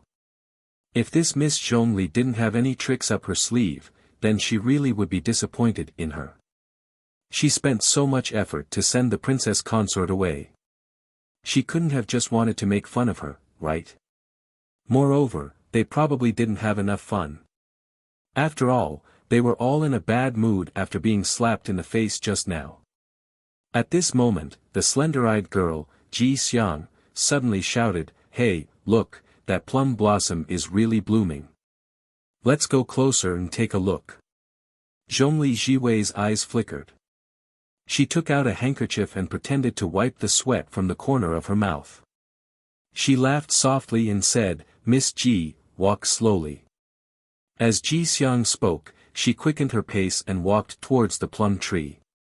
Looking up at the blooming plum blossoms, Ji Xiang pretended to accidentally twist her leg and slapped the plum tree in front of her. Buzz! A large mass of things flew out from the tree and flew towards the girls in the crowd. Ah! The girls screamed and hurriedly covered their noses and mouths with their handkerchiefs, waving them in front of their faces. Xiao Mu creased her brows and sniffed lightly. A dark glint involuntarily flashed through her eyes. A group of whimsical women actually learned the method of soaking handkerchiefs in insect repellent. In this way, by waving the handkerchief, he could avoid being stung by those stinging bees. Jojo could not help but want to laugh when he saw the 7 or 8 of them carefully wave their handkerchiefs in the same movement. There was a hint of mockery in their eyes. How dare he try to assassinate Jojo with such methods? That's good. Since these women like to play with stinging bees so much, she would give them something to add to the fun. Xiao Mu surreptitiously raised her small hand and released a batch of fiery evil poisonous mosquitoes from Paradise Planet. Buzz! The fiery evil mosquitoes raised a pair of small cicada wings, flapped their wings, and flew towards the group of dumbfounded noblewomen. What's going on? What is that? They saw a mass of unknown black substance flying towards them. Zhongli Jiwei and the others all panicked. Chapter 2551. Taking advantage of the chaos, Arbor added some special powder to the girls, making them very attractive to the stinging bees. Thus amidst the chaotic screams and cries, the group of noble ladies no longer had the slightest bit of dignity. Each of them fled back and forth in the garden like stray dogs, avoiding the stings of the stinging bees. In order to protect their masters, the servant girls and senior servants hurriedly built a human wall. But what was the use of this? Those stinging bees seemed to have set their eyes on the young ladies. No one knew why they went crazy, but they directly bypassed the maidservants and rushed towards Zhongli Jiwei's group. Arbor sat on a stone stool at the side, calmly looking at the chaotic scene in front of him. When the princess consort hurried over, she saw the little fellow holding a small cup of tea and coldly looking at the chaotic scene in the garden. Princess consort Kong was completely stunned. Then, she calmed down and hurried over. "Jojo, what happened?" "Imperial Aunt, I also don't know what happened. Everything was fine on the way here, but when we came here, that Miss G was careless and bumped into a tree. Coincidentally, she poked a hornet's nest. Now, a swarm of stinging bees is chasing after them. It's really surprising. Princess consort Kong, this little fellow is really too much. Can you not take a sip of tea and talk about a very nervous thing in a slow and unhurried tone?" So strange. Sir Jojo blinked and pointed at the woman who was madly stung by the bees and ran into a tree. "There, it's her, the jinx Miss G. Princess consort Kang's group of servant girls and senior servants, boom." Zhongli Jiwei guided an earth spirit to fly up. Her hands trembled incessantly as she summoned a flying sword from her conscience and slashed it directly at the swarm of stinging bees. But soon, her eyes were replaced by a bright light. That swarm of evil fiery poisonous mosquitoes that stung anyone they saw was extremely terrifying. Zhongli Jiwei and company had the illusion that they were courting death. They saw the swarm of mosquitoes kill their way out of the swarm of stinging bees. All the stinging bees were roasted into a ball of fire by them. A burst of evil fire rushed out of the stinging bees' bodies and burned them to ashes in a few minutes.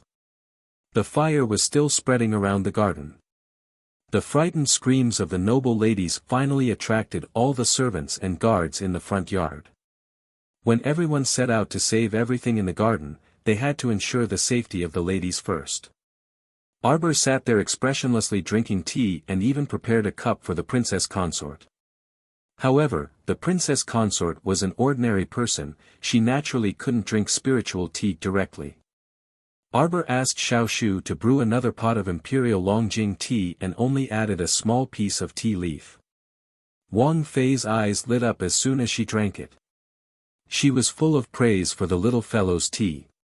Poor Madame Zhongli. This plum blossom banquet ended early in such chaos. Many kinds of plum blossoms in the elegant garden were all burned by the fire to the wind to be. However, no one knew that Lady Jojo had already taken advantage of the chaos to collect quite a number of rare plum blossoms. Since she was already here, she couldn't go back empty-handed. The little crown princess thought to herself. When Xiao Mu stealthily recalled the sabotaging demonic fire-venomous mosquitoes and helped Princess Consort Kong out of the chaotic courtyard, she just so happened to bump into Chen Baojia. When Sir Jojo saw this girl, he couldn't help but frown slightly. Chapter 2552. When did this Chen Baojia escape unscathed from that mess? She really did have some tricks up her sleeve. In the chaos just now, Sir Jojo naturally didn't pay much attention to this Chen Baojia. When Chen Baojia saw her and Princess Consort Kong, she hurriedly smiled and greeted them. Then, her eyes flashed as she said, "Is the crown princess going back?" Arbor nodded. Chen Baojia smiled and nodded. Then Baojia will send the crown princess and Princess Consort Kong off. Arbor pursed her lips noncommittally. This Miss Chen really didn't treat herself as an outsider. She was only a guest in Zhongli's family, but she actually acted like the host and sent them off. It was really a bit funny. Chen Baojia made a gesture of invitation and sent the little crown princess and Princess Consort Kong out of the main courtyard. Then, she carelessly brushed the hair in front of her forehead and pretended not to care. Then, as if complaining, she said, "Baojia heard the servants at home gossiping, but I don't know if it's true. Right now, the servants are secretly spreading the news that not long after the crown princess returned, she sent the holy nun of the temple to prison today and beat up the eldest son of the king of Jianpain tomorrow. I find it strange. What do these things have to do with them? The servants are even gossiping behind my back, saying how domineering the crown princess is. She won't even let some of the old people in the palace off. Eunuch Li Hongchuan was so angry that he fell ill in bed. What nonsense are you babbling? Princess Consort Kang's eyes hardened as she looked at Chen Baojia with dissatisfaction. Chen Baojia hurriedly smiled and said, yes, yes. I also think that the servants are babbling nonsense. Crown Princess, don't worry. I've already punished them. I guarantee that they won't say another word in the future. Arbor glanced at her coldly. There was a trace of cold light in her pitch-black eyes. When her gaze fell on Chen Baojia, she suddenly felt an extreme chill. Arbor curled her lips and looked at her meaningfully. Li Hongchuan's godson was sent by you to test me. This was an affirmative sentence. There was no doubt in his tone. Chen Baojia's whole body suddenly stiffened. What do you think? The little crown princess glanced at her coldly and asked expressionlessly, you deliberately sent some cold food over to see if I would get angry? Or do you want to test the limits of my anger? Are you satisfied now? Li Hongchuan's matter had not even spread within the palace. How could she, the daughter of the Chen family, know about it? It wouldn't be believable if she said she didn't do it. Chen Baojia smacked her lips and suddenly giggled. She twisted her body and said, Crown Princess, you really know how to joke. You know better than anyone whether I'm joking or not, Arbor said coldly. Chen Baojia felt a chill run down her spine. She couldn't help but take a step back. With a panicked expression, she said, Princess Consort, Crown Princess, Baojia will send the two of you here.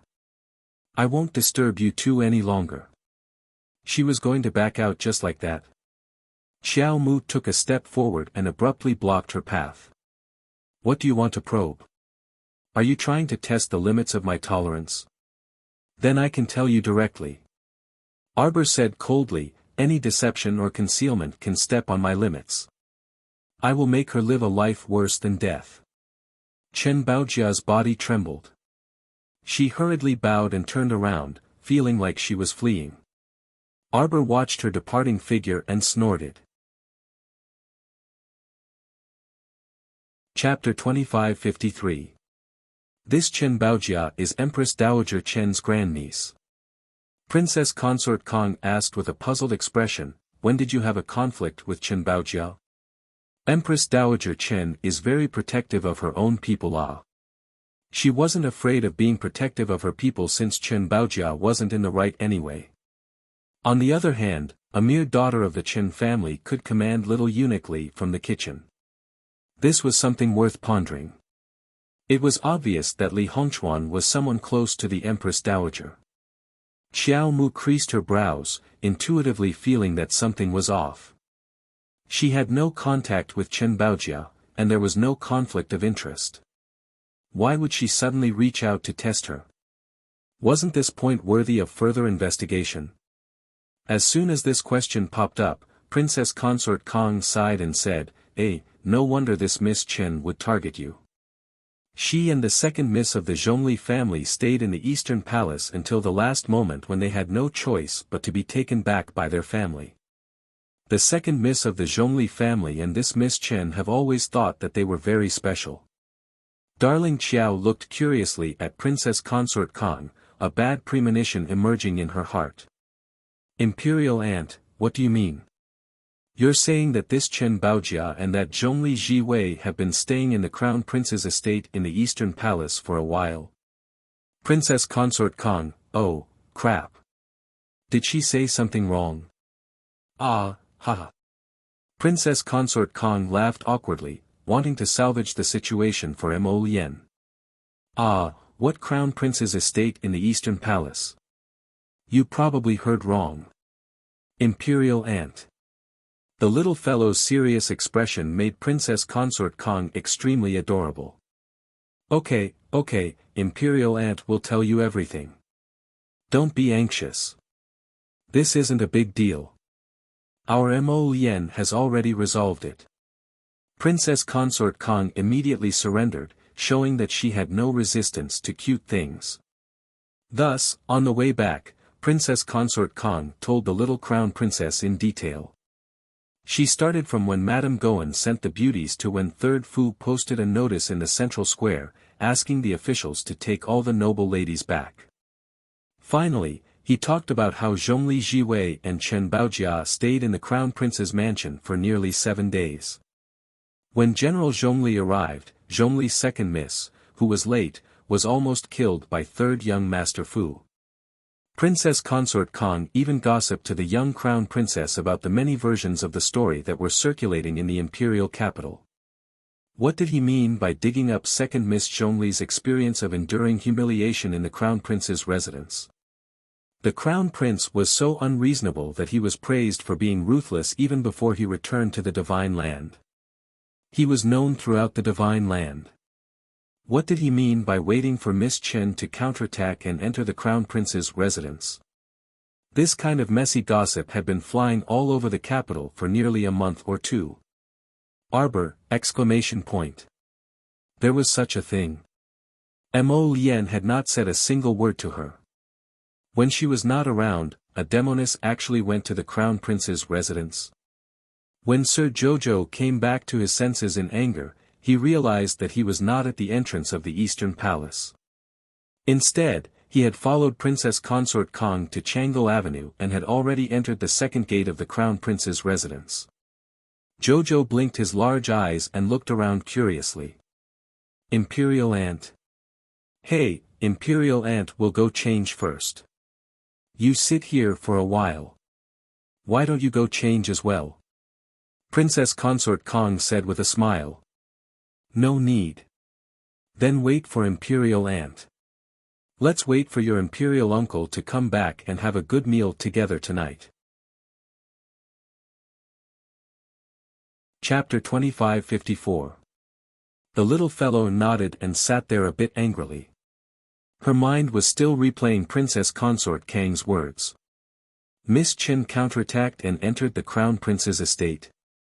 Bah! A woman like Chen Baojia, in her dreams.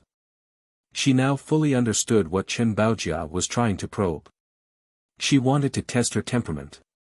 Presumably, they thought that she, a village girl who followed the Crown Prince from the lower star domain to the Divine Province, should be a meek and submissive soft bun with no temper.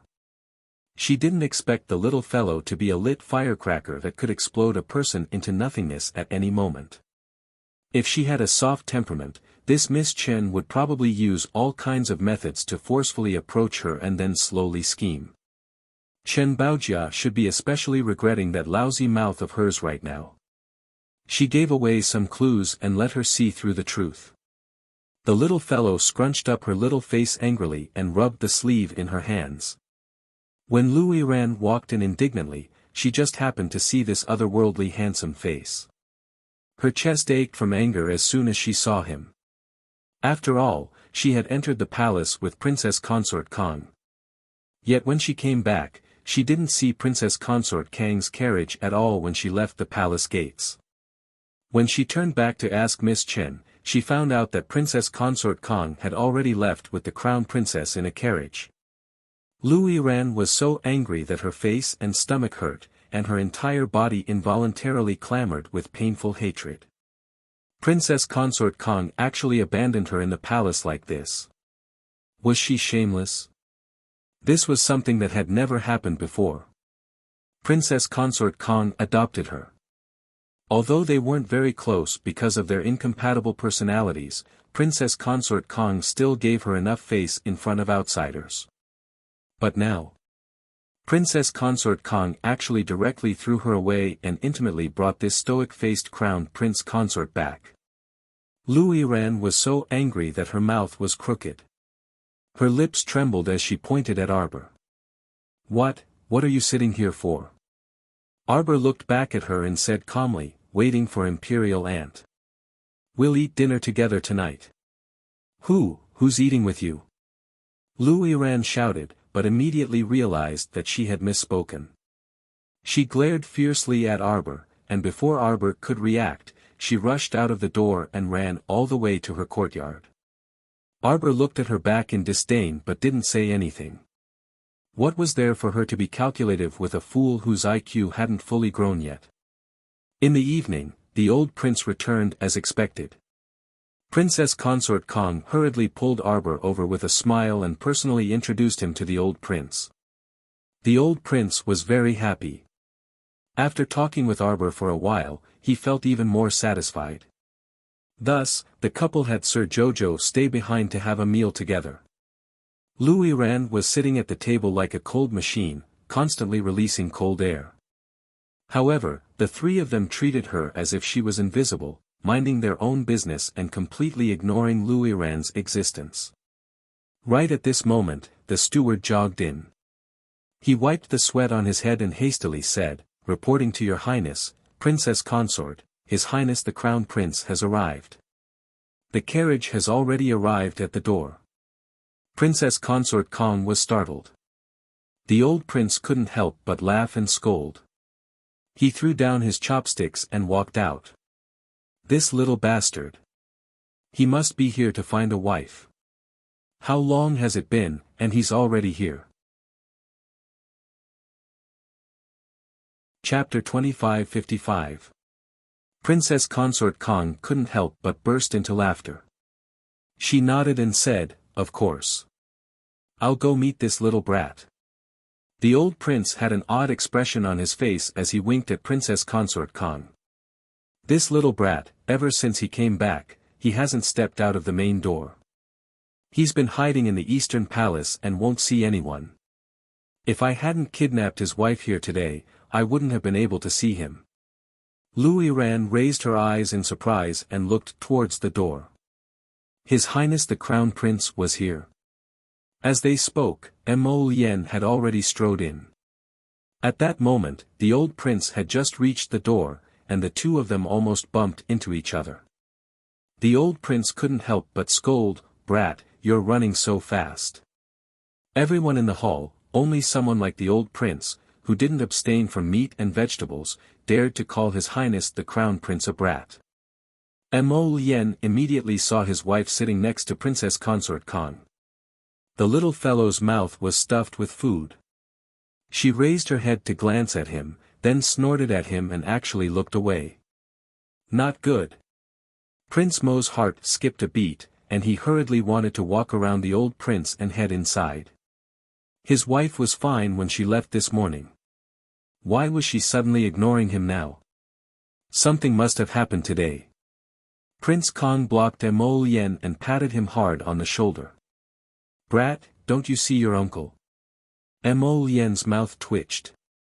To be honest, he really hadn't seen this old man.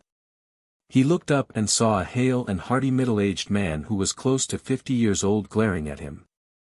Mo Lien greets Imperial Uncle. Prince Mo helplessly curtsied. "Stinky brat, you only see your wife." Prince Kong fumed. "Look at this good-for-nothing.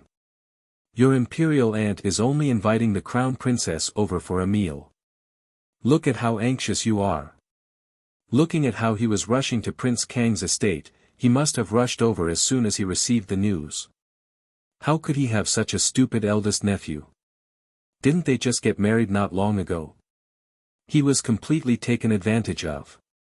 Wouldn't he be a slave to his wife in the future? TSK, the more he looked at this stupid face, the angrier he got. He was practically carved from the same mold as his father. They were all so stupid. Prince Mo was dumbfounded. He didn't know if it was just his imagination. He felt that the way the old prince looked at him was a little strange, as if he was looking at an idiot. Was that even possible? He was Prince Mo, known to the whole world as the brilliant and talented Prince Mo. "Imperial Uncle, don't block your nephew's way." Mo Lien hurriedly bypassed Prince Kong, who was blocking her way. She hurried to the round table and squeezed her way to Jojo's side and sat down. Mo Lien reached out to hold his wife's hand. She felt wronged. "Jojo, why aren't you coming home?" Mr. Jojo looked unhappy and looked at him from head to toe. "Why didn't you tell me?" "What?" "About Chen Baojia and Zhongli Jiwei." His Highness the Crown Prince was at a loss. He had never heard of these two people's names. The old prince was amused when he heard this. He picked up his chopsticks to pick up some food and hurriedly explained to the Crown Prince, "Hey, I know. Aren't they the women that the National Security Agency sent to your estate? These two people, one is old Chen's daughter, and the other is from General Zhongli's estate. I heard that they stayed at the Crown Prince's estate for several days and refused to leave. In the end, it was that little brat Fu San who drew his sword and wanted to kill them that they were taken home. Little brat, I say, you really didn't do it properly. Night watch, night watch, night watch." The monthly votes were over 2,000, and tomorrow was also 10 chapters later. Chapter 2556. The old prince's gloating expression was truly an eyesore. Prince Mo thought for a long while before he recalled that it was true. This was all the trouble that the old woman from the National Security Agency had caused for her. At that time, he had asked Third Fu to deal with it and had chased all the women away. So now what kind of trouble had arisen? Prince Mo instantly felt an inexplicable sense of crisis. Thinking back to what his wife had said earlier, he suddenly understood something and hurriedly said, "I don't even know if the women sent by the National Security Agency are round or flat. After I asked Third Fu to deal with them, I forgot about it myself. Jojo, I didn't hide it from you." Really? In all honesty, he really didn't take this matter to heart at all. Sir Jojo thought about it and agreed. Looking at this man's blank expression just now, he must have forgotten about this matter long ago. A bunch of vulgar women didn't have the right to make his lotus remember. Humph. The little fellow's tense little face relaxed slightly. She glanced at him from the corner of her eyes and snorted softly. Crown Prince Mo hastily rubbed her small hand. He understood this little one very well. Don't look at how her small face was still taut right now. Compared to when she first entered the room, the oppressive atmosphere around her was much more relaxed now. The old prince observed the young couple as he picked up food. He secretly disdained him in his heart. This little Mo looks quite strong, but he's just a paper tiger in front of his wife. Useless fellow, he's a disgrace to the Mo family. While the old prince was disdainful of little Mo, he had completely forgotten that he was worse than a paper tiger in front of Princess Khan. That's enough. Looking at you two is an eyesore to my eyes. The old prince waved his hand and said to the attendant beside him, "Give this prince a bowl of rice." Mo Lien's eyes twitched. He turned to look at the old prince. "Imperial uncle, this is the first time you've met my wife. Have you given her a present?" The old prince fumed with anger. "Didn't your imperial aunt already give it to her? Don't think that I didn't see it. That bracelet is on the little guy's wrist. Imperial aunt is imperial aunt, and you are you." Mo Lien pursed her lips. "Imperial uncle is so rich and has so many houses. How can you be so stingy? If you don't give me this greeting gift, my wife won't call you imperial uncle anymore. Bastard. Wife slave. Serves you right for being eaten alive by the little stoic. I will never sympathize with you in the future." Mo Lufeng scolded him in his heart. He took out a dozen pieces of paper from his ring and slapped them on the table. Take them, take them." It was only then that Mo Lien happily accepted it and stuffed it into his wifey's hands. "Ciao ciao, keep it well, keep it well.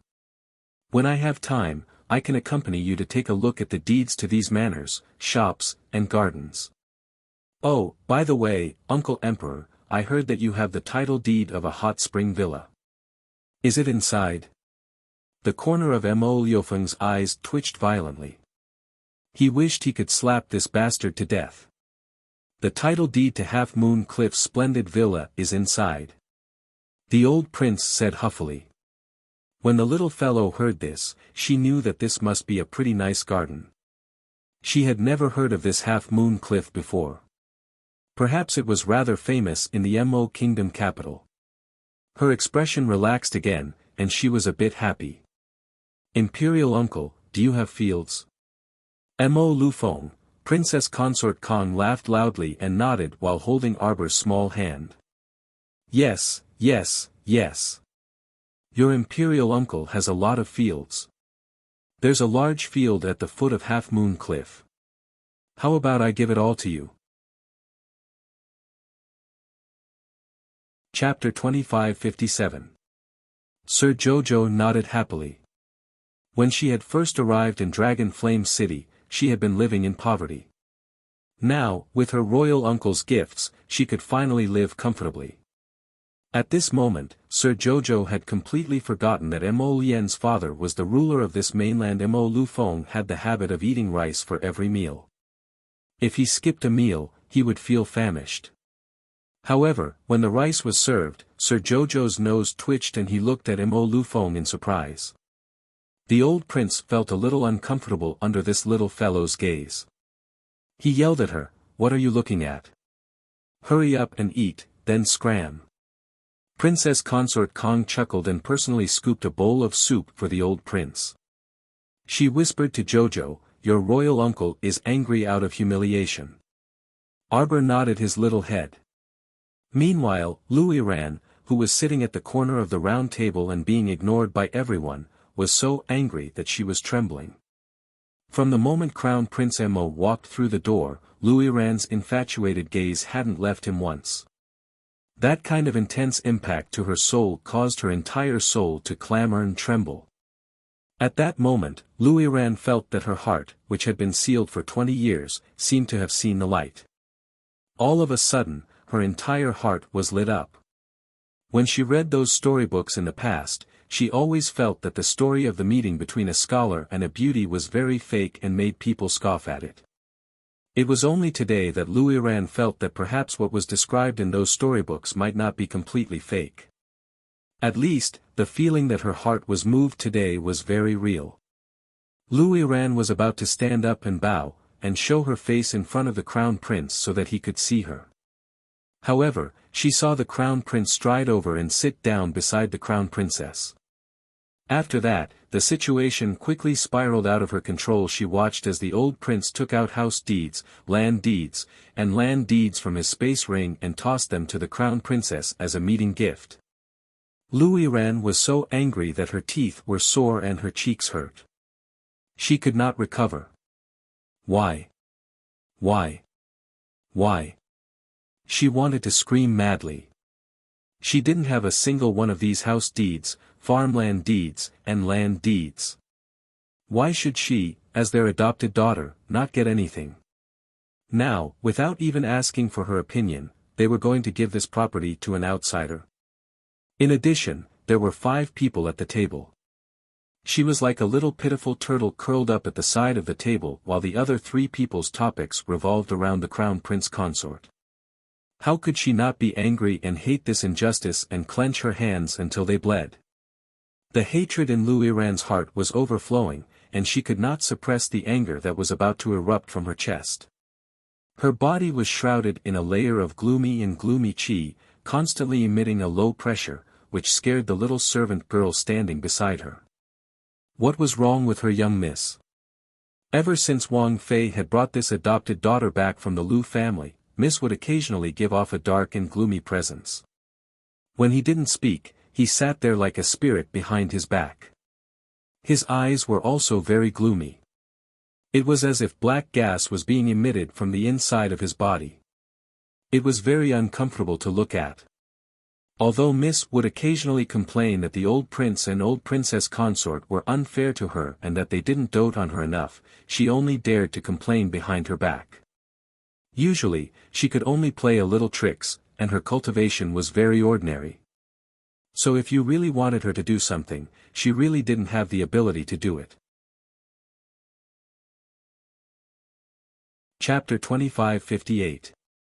This was a coward with a dark heart but not a dark life. Her personal maidservant wanted to remind her young miss not to wear down the old prince and the princess consort's patience. If she angered the 2 of them, they would directly send her young miss to the Lu family and not support this young miss in the future. Wouldn't that be even more of a loss? Luiran did not have the life to turn dark at all. She could only grumble about many things in her heart. Imperial Aunt, this is for you. Sir Jojo took out a small white porcelain bottle from his inner world and placed it in front of Princess Consort Kong. The Princess Consort could not help but be slightly startled. She said with a smile, "Didn't I return the gift before? It's not the same." Arbor blinked and urged her, "This is a black-grade beautifying pill. Take it now." When Louis Ran heard that, she suddenly sneered. "Do you think Mother has never taken a beautifying pill before? Mother has even taken an immortal-grade beautifying pill before. But what use was that? Princess Consort Kong could not cultivate after all, so she aged faster than ordinary cultivators. She was only in her early 50s now, but her body was already plump. Moreover, the wrinkles on her face were increasing day by day. This woman self-righteously took out a black-grade beautifying pill to curry favor with the Princess Consort. It was simply laughable. Arbor rolled his eyes at Louis Ran, then said with an indifferent expression, "If the amount of medicinal ingredients is not enough, or the refining technique is not good enough, even a god-grade beautifying pill is still useless." "You!" Louis Ran glared at him. Arbor had already shifted his gaze away and only urged Princess Consort Kong. "Imperial Aunt, try it." "Okay."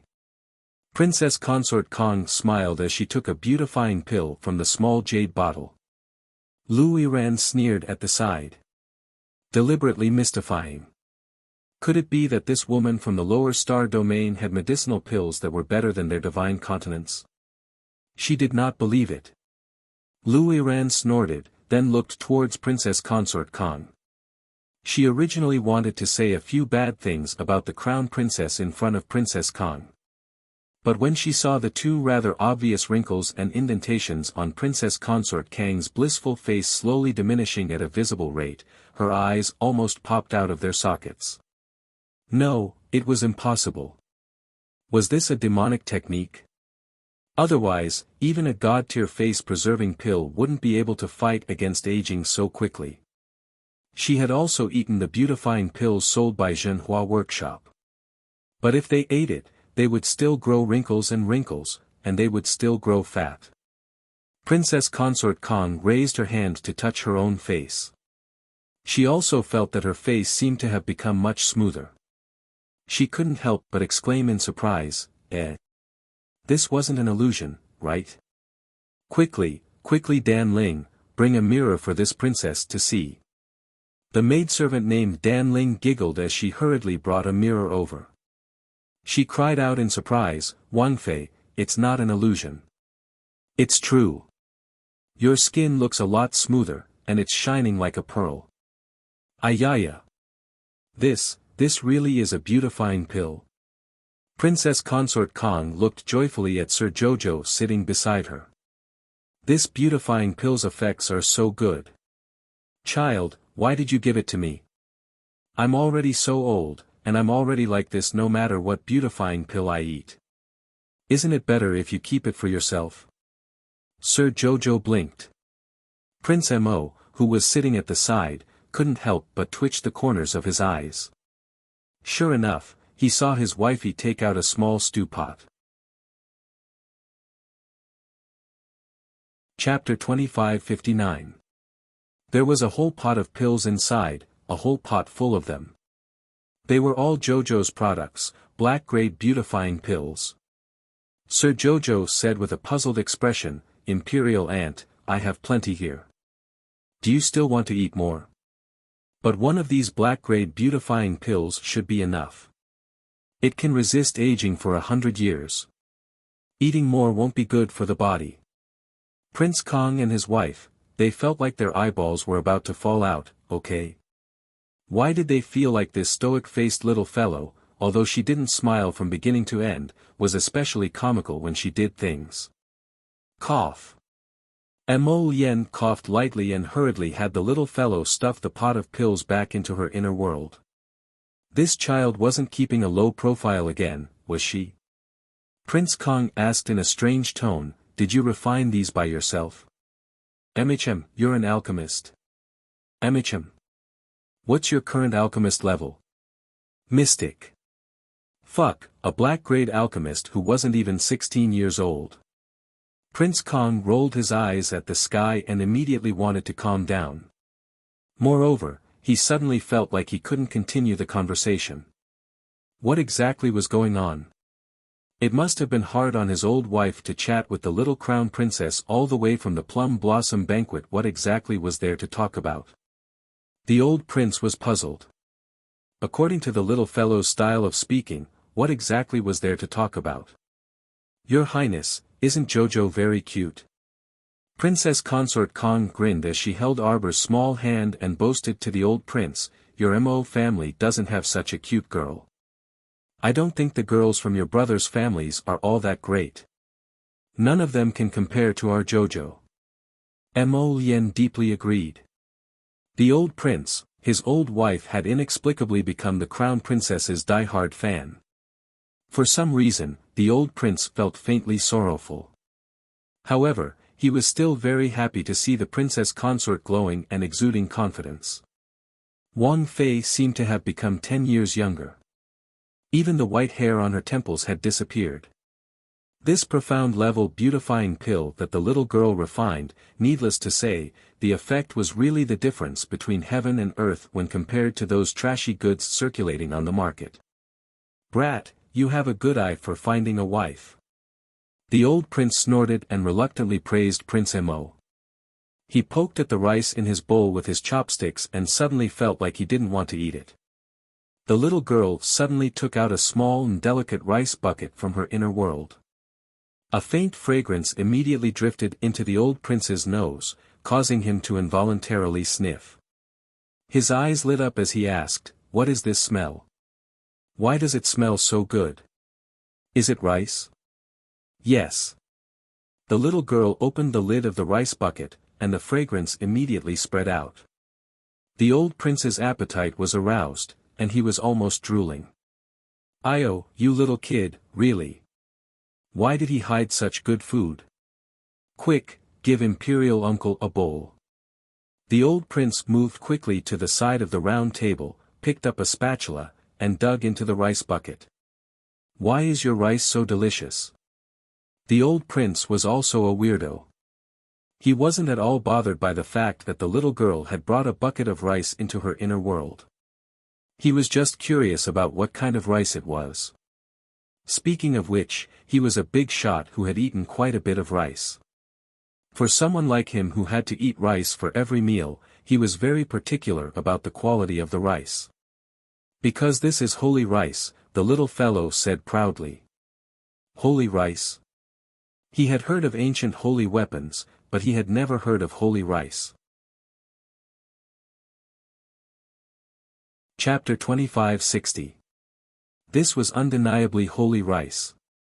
Planted in holy land and nurtured with holy water, what else could it be other than holy rice? Where did you buy it? The old prince liked the soft, glutinous, and fragrant texture from the first bite. He almost swallowed his own tongue in one bite. He was someone who could eat 3 bowls of white rice with even salted vegetables today. He finished 5 bowls of rice in one go. Later, the princess consort reminded him not to overeat, so he resentfully stopped. "You can't buy it anywhere," Arbor said calmly. "I planted it." The old prince immediately moved his stool closer to Arbor. He felt that Mo Lien, who was between him and Jojo, was particularly obstructive, so he pushed him back. He leaned his head closer and revealed a rare cheerful smile. "Jojo, can you share some of this rice with Imperial Uncle?" Mo Lien, Imperial Uncle, was so close to her, yet he looked so disdainful. She really didn't know if she was his nephew. "Put it in a storage talisman." Arbor thought for a moment, then nodded. "Storage talisman?" The old prince stilled, then asked in confusion, "I don't have a storage talisman." Arbor turned to look at Princess Consort Kong. "It's with Imperial Aunt." The princess consort was also startled. Then she thought of something and had Danling bring over the square box that the crown princess had given her. When she opened it, she saw that a blue storage talisman made of ebony was lying quietly in the box. Next to it was a box about the size of a rouge. Inside it was a small, light red pill. Prince Kong was truly amazed this time.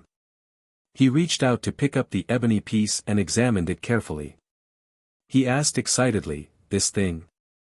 It's really a storage talisman. Can the princess consort use it?" Arbor nodded. Yes. The princess consort had given her the exquisite fire brocade bracelet as a space container. Considering that it would be inconvenient if she didn't have a space, Arbor had given the storage talisman to the princess consort as a return gift. The red pill was the warm jade pill, which was used to treat the body's cold illness.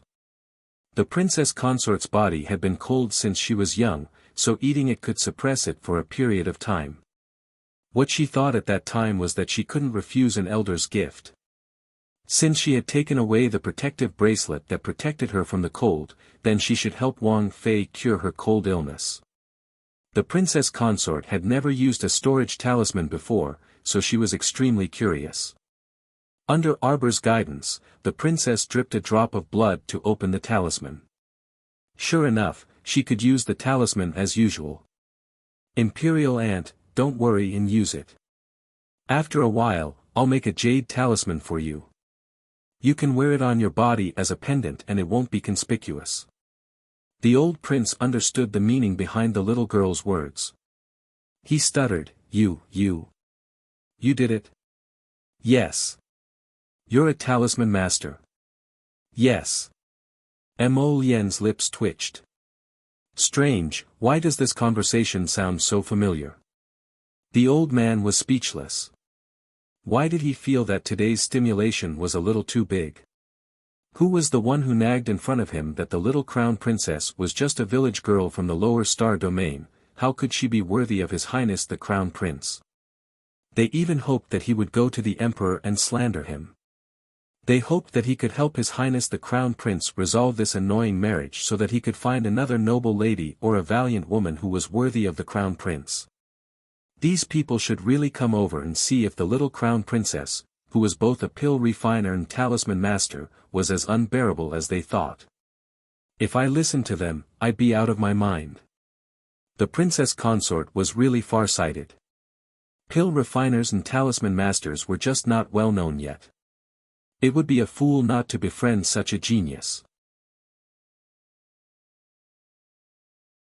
Chapter 2561. The old prince happily let the princess consort use a storage talisman to catch the half-empty holy rice. He was smiling so widely that the corners of his eyes were wrinkled. Ignore him. Princess consort Kong took Arbor's hand and smiled as she said, Jojo, why don't you stay at Imperial Aunt's place tonight? Mo Lian's eyelids twitched, and he promptly declined politely. Auntie, Xiao Xiao and I have just returned to the Eastern Palace, and there are still some things that need to be put back in place.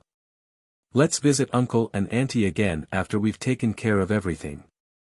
Princess consort Kong reluctantly sent Arbor and Mo Lian to the door. It was cold and windy outside, so Arbor told her to stop. However, the old prince insisted on seeing them out personally. Both of them were smart enough to know that the old prince had something to say to them. After they exited the hall, the two of them left. Arbor looked at the old man with a half-smile. He was not very tall, but his shoulders were very broad. He was a cultivator who was about to enter the immortal realm. Compared to ordinary people, he certainly looked much younger. However, his current appearance was more than 10 years older than his actual age of more than 50. He could not even compare to ordinary people his age. Ahem. The old prince coughed awkwardly and blushed. Lass, don't tell your imperial aunt about this, okay? Mo Lian did not know what the two of them were talking about. She glanced at the old prince in confusion. Why did his uncle's tone have a hint of awkwardness and pleading? Why? Arbor was almost muttering to himself. The old prince seemed a little embarrassed by the question. He put on airs in front of the two juniors and coughed coldly. What do you mean why? No reason. Alright, you two brats, get out of my sight. Mo Lufeng flew into a rage out of humiliation. He chased the young couple out of the door, caught up with the carriage, and immediately had Steward Wang close the door. Mo Lien could not help but be taken aback by his sudden change in attitude. What happened? Prince Mo couldn't help but ask after boarding the carriage. Why did she feel that her uncle was moody? He had no idea what was going on. Jojo snorted at him. Mo Lien felt like her heart was about to melt. She quickly reached out and pulled the little girl into her arms. She lowered her head and kissed her on the forehead. Jojo, don't be angry, okay? I'll tell you everything in the future, no matter if it's big or small or boring. Mine. The little guy raised his head and solemnly warned the man, mine. Mo Lien could not help but laugh. She hugged her and nodded repeatedly. Yes, yes, I'm yours. From top to bottom, inside and out, even a strand of my hair belongs to you, okay? Only then was the little fellow satisfied. She felt a little better and nodded. It's good that you know. Mo Lien could not help but kiss her tender little face twice. Then can you tell me now, what were you and Uncle talking about? Uncle was eating an aging pill with rice. Were you surprised? Were you surprised? When the bowl of rice was served, Sir Jojo could smell that something was wrong. To put it bluntly, this aging pill was actually a type of poison. If one took one every 7 days, it could imperceptibly change a person's appearance. Simply put, it would make a person age little by little. In the beginning, Lin Mengya found the old prince pleasing to the eye because of the existence of the princess.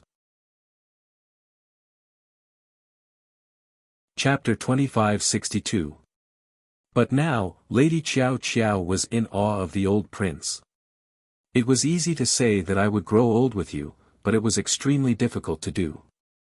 Mo Lufeng was a cultivator, but Lu Lanyun was just an ordinary person. She would definitely grow old before him.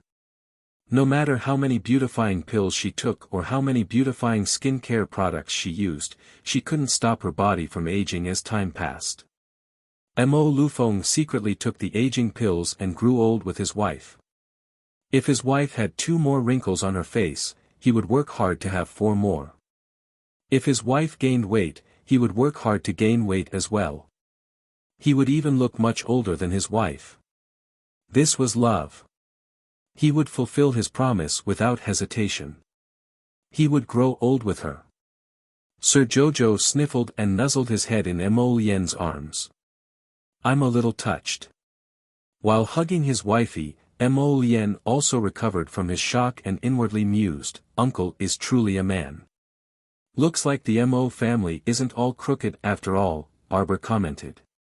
Prince Mo didn't know whether to laugh or cry. Don't judge us by the standards of the Crown Prince of Jianping. There are many people in the Mo family who are as good as me. I understand.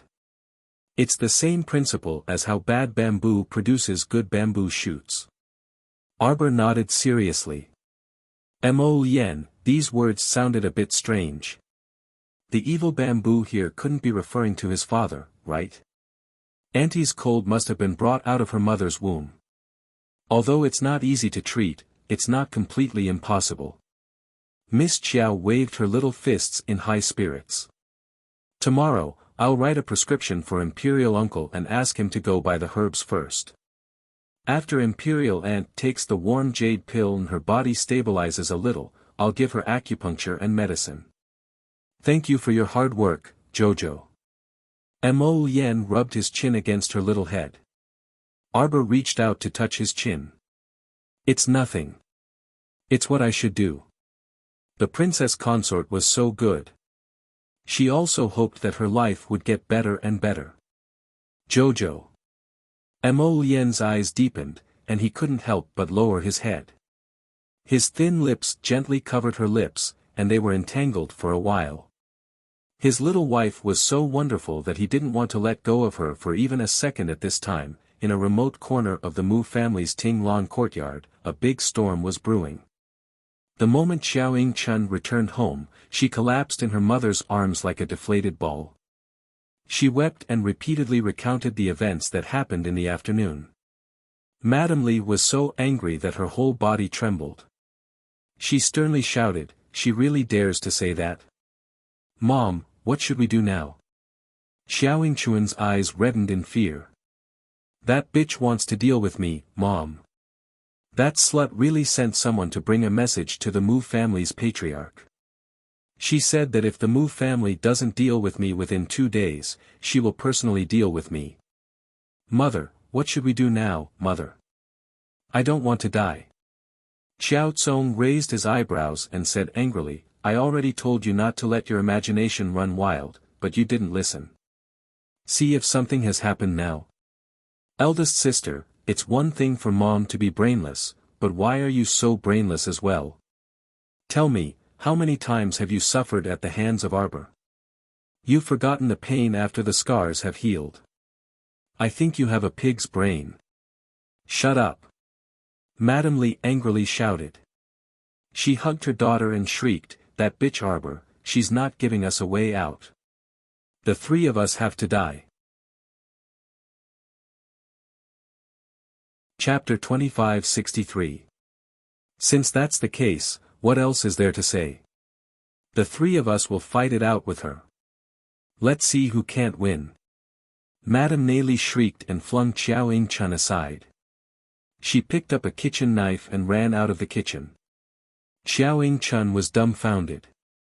Xiao Tsong was so angry that his nose was crooked. He stepped forward and stopped Madame Li. "Mom, what are you trying to do now? Do you think you can defeat the crown princess with a kitchen knife? Was there something wrong with this old woman's brain?" Xiao Tsong seriously doubted whether it was a wise decision to follow this brainless mother and daughter to the Mu family of the Divine Province. They already said that impersonation wouldn't last long. As long as this person from Arbor appeared, all the impersonation would be exposed. Yet the mother and daughter pair were immersed in the Mu family's extravagant riches and honor. How could they be willing to walk out on their own? She's already the high and mighty crown princess. Damn bitch, she still won't let us go. Ah! Look at what she's doing. Is that humane? Ah! She's the crown princess. Who wouldn't snatch it from her? Why did she come to snatch your older sister's status as the Mu family's young miss? Is there something wrong with her? She's the crown princess. Does she need the status of the Mu family's young miss? Why can't she let your older sister enjoy life? Your older sister is her elder sister from the same clan. Everyone's bloodline is natural. What's the meaning of this? Ah! She just won't let us have a good life. If she were to stand in front of me right now, I'd slap her to death. This bitch was taught by that petty Wei Ziqin. She's an unpresentable thing. Xiao Tsong was dumbfounded. Even if the person before him was his mother, he had to admit that he was also dumbfounded by his mother's blatant bandit talk. Mom, she's the Mu family's young miss. How could she have a natural bloodline with us? She's the one who's related to the Mu family by blood. Xiao Tsong was speechless. His mother actually had the cheek to say that someone else came to snatch his older sister's status as the Mu family's young miss. Even a man like him blushed when he heard this. However, I've been a village woman for decades. Throwing a tantrum and rolling on the ground, I only know these few tricks. From the bottom of his heart, Xiao Tsong did not want to provoke that she-devil Arbor again. According to him, since they had already been seen through, it was better to leave the Mu family as soon as possible so that both sides would not be in a good situation. Unfortunately, the right to speak was in his mother's hands, so there was nothing he could do. He wanted to persuade his mother again, but when he saw Madame Li holding a kitchen knife and looking for someone to kill, he felt a headache coming on. When Mu Qingya came over, she saw such a noisy scene. A trace of disdain slid across her eyes as she coldly looked at the 3 clown-like cripples in front of her and coldly said, "Pack up your things and move out of Ting Lan's courtyard immediately." "Why should I?" Madame Li shrieked like a hen whose neck was being strangled. Why? Because you deceived the Mu family by pretending to be the Mu family's daughter and swindled food, drinks, and resources from the Mu family. Mu Qingya said bluntly. Now her identity has been exposed. What else is there to say? Madame Li rolled her eyes and hurriedly said with an apologetic smile, Madam, you can't just believe that our young miss is an impostor based on that woman's one-sided words. What other evidence do you want? Mu Qingya shouted angrily. Chapter 2564. You probably don't know, but our Mu family has a kind of bloodline talisman that can detect whether the Mu family's descendants are of the clan's bloodline. Mu Qingya sneered. This madam will give you face and let you pack your things and scram. If the bloodline talisman really detects your identities as imposters. Mu Qingya harumphed. Then you will be sentenced to death for the crime of messing with the clan's bloodline. Xiao Ying-chun widened her eyes in panic and retreated several steps in fright. Her back bumped into a tree. Madame Nei Li also panicked. Her voice trembled as she tried to put on a brave front. You're bluffing. Mu Qingya looked at the three people before her as though she was looking at clowns. She sneered. Don't you think this kind of lie is too despicable? This kind of lie can be exposed in minutes, yet you can still bite the bullet and continue. All right, I don't want to waste my breath with you. Pack your things and scram. Mu Qingya coldly glanced at Madame Nei Li, who was standing at the front. Madame Nei Li, this stupid woman, was brandishing a kitchen knife in her hand. How laughable. Did she think that in the current world, holding a kitchen knife in one's hand could decide the fate of the world? Mu Qingya's face was cold as she glanced at the group of servants behind her. The servants who had been brought to Ting Lan's small courtyard were all rough servants who were very strong. They quickly twisted Madame Nei Li's arm, snatched her kitchen knife, and threw it on the ground. Madame Nei Li started to wail, and her wails could be heard throughout the entire Mu residence. Mu Qingya disdainfully swept a glance at them and didn't say anything more. She directly had the servants drag the three people out of the door. Xiao Tsong was better off since he was willing to leave on his own. Seeing that he was tactful, the servants didn't catch him. His mother and sister, on the other hand, were crying and throwing a tantrum as they were dragged out like little chicks. Along the way, they attracted countless servants who pointed and gossiped. When they reached the Mu estate's back door, Xiao Ying-chun immediately saw Mu Xingqian's tall figure. She couldn't help but wail and shriek, Big brother, save me, big brother. Mu Jingrui looked at Xiao Ying-chun like he was looking at an idiot and couldn't resist saying, You've already completely exposed your identity, so how can you still have the face to call Xingqian, big brother? Stardust is not your big brother. We don't even know your name. Seventh uncle, there's no need to speak to her. Mu Xingqian coldly glanced at her and indifferently said, just throw her out. If they were thrown out, the three of them would probably starve to death on the streets in 2 days. After all, Xiao Tsong was just a small mystic cultivator and was basically a cripple. If he had to drag down the mother and daughter who kept making a fuss, I wish them a wonderful life. Go to the central street and post a notice to all the major sects and aristocratic families. Just say that someone is impersonating our Mu family's daughter who has been wandering outside for many years. She doesn't know the general situation and doesn't know etiquette. The Mu family has already cleared out the impostor. Mu Xingqian knew why Mu Qingya was doing this. It was for the sake of the Mu family to send a message to Jojo. It was to make a stand and an attitude. The Mu family did not want to be enemies with the crown princess. The Mu family was obedient. Mu Xingqian took a deep breath and swept a disgusted glance at Xiao Ying-chun and the others. Then, he turned around and crossed the threshold with Mu Jingrui, not sparing Xiao Ying-chun and her daughter another glance. Xiao Ying-chun collapsed on the floor and wailed loudly. She cried so hard that she almost couldn't make a sound, but she was still sobbing and wailing. Chapter 2565. How could Wuxia be willing to listen to her wailing? She cursed, jinx, and ordered the servants to close the courtyard doors, completely blocking the three beggar-like mother and daughter outside the room. Xiao Chun crawled forward and slammed on the door as she wailed, "At least let me pack my things." Her change of clothes and jewelry were all in a bundle in the room. If she had known that the Mu family would act so quickly and kick them out of the house, she wouldn't have wailed and wasted so much time with her mother. She would have gone to pack her things long ago. It's over, it's over, it's over. There's nothing left. Xiao Chun collapsed on the stone block in front of the door as though she had lost her parents. She abruptly turned and pounced on the door, slamming it twice as she shrieked, "Open the door! Open the door!" Xiao Tsong coldly glared at the mother and daughter and shouted angrily, "Are you satisfied now? Living like this, there was no way he could go on like this. If you want to make a fuss, go ahead. I'm leaving first."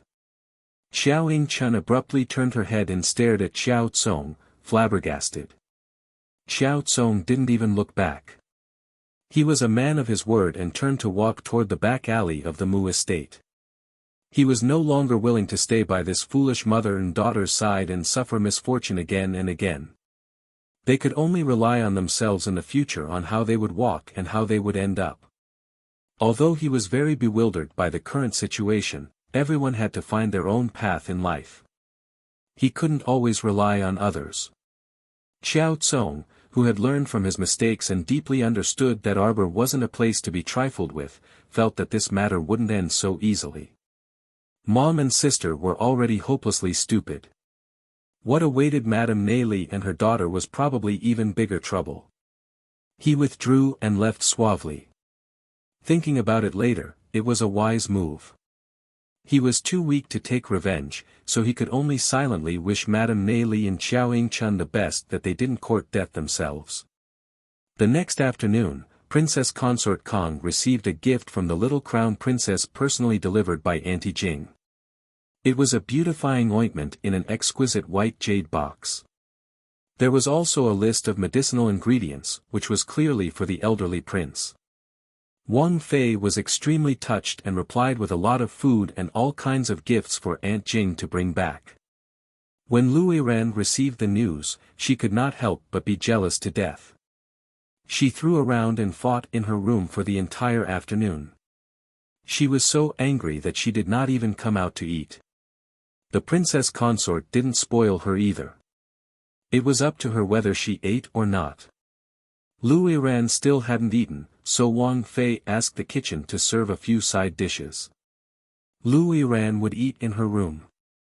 In the afternoon, carts of gifts were sent to the Eastern Palace.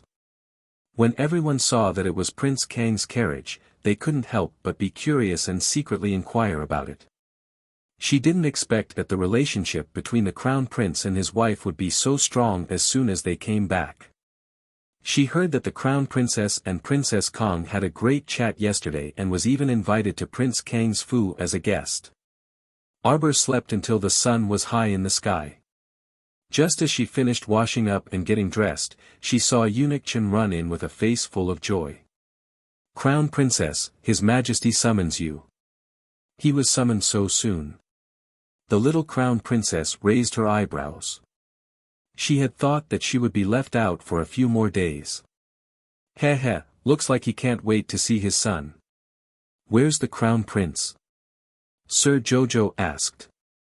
"His Highness the Crown Prince said to have you eat breakfast first. His Highness will be here in a moment." Eunuch Chen grumbled inwardly. "What breakfast? It's going to be lunch soon." The little crown princess was most likely spoiled by His Highness the Crown Prince when she opened her eyes and found fault with His Highness the Crown Prince. The 10th watch ended. Chapter 2566. Ever since the cold porridge incident in the kitchen, the Crown Prince ordered the opening of a small kitchen in the Eastern Palace. He even personally allocated a sum of money to be used to buy fresh ingredients every day. In addition, he also selected a group of extremely skilled cooks to serve the little crown princess. In the past, because the Eastern Palace did not have a master, this small kitchen existed in name only. Now, this small kitchen was bustling with activity. The crown princess was a child who was used to eating 3 meals a day. Every day, she would stir-fry, boil soup, and make desserts. These were all necessary. Today's breakfast consisted of 12 desserts, 4 types of porridge, and 2 types of noodles. How could the little crown princess eat so much? The rest was taken out by Kai Xiu and the rest. Ever since the little crown princess returned, Kai Xiu and the rest felt that their waists had also become much rounder. After eating, Mo Lien still had not returned. The little fellow was a little bored. She took out a book and nestled in an ivory armchair covered with a long velvet blanket. She casually flipped through page by page. When Mo Lien returned, he saw the little fellow curled up and sitting by the window. "Aren't you cold?" "Sitting there and enjoying the breeze." Mo Lien walked up and carried his little wife up. He looked at her with a smile. "Did you miss me, Jojo?" "No." Sir Jojo reached out to push his handsome face away and muttered, "We just met this morning." This man's behavior was vile. He woke her up early and even kissed her awake. He insisted on telling her that Jojo was good morning before he was willing to leave. Thinking of this, Sir Jojo could not help but roll his eyes. Mo Lien chuckled and reached out to poke her little face. "You heartless little thing, I've always missed you." Mo Lien set her down and sized up her attire today. She had donned a set of embroidered battle clothes again. Mo Lien secretly laughed in his heart. Every time the little fellow put on the battle suit, it meant that she was ready to fight. Usually, she was used to wearing plain clothes, so it was easy to distinguish her mood. Jojo didn't know that the man had seen through her. She raised her head and asked, "Are we going now?" Mo Lien lowered his head and rubbed the tip of her nose. "Do you want to leave him out for another 2 days?" "Hee, this is the son of the great emperor. Yesterday, Prince Kang's mansion invited us over for a gathering. Both the host and the guest enjoyed themselves. When your father heard the news, he definitely couldn't sit still." Sir Jojo pursed his lips. "Your father must be thinking that when the little brat came back, I, as his father, didn't even have the time to take a look at him. You, as his uncle, took a look at him first." Although the little fellow was too lazy to say anything else, Mo Lien had already understood what she meant. He smiled and pinched her cheeks. "You mischievous girl. Let's go." So, holding the little fellow's hand, he walked out of the Eastern Palace and boarded the carriage that had already stopped by the roadside. The carriage followed the spacious palace path and slowly made its way to the extreme palace of the great emperor.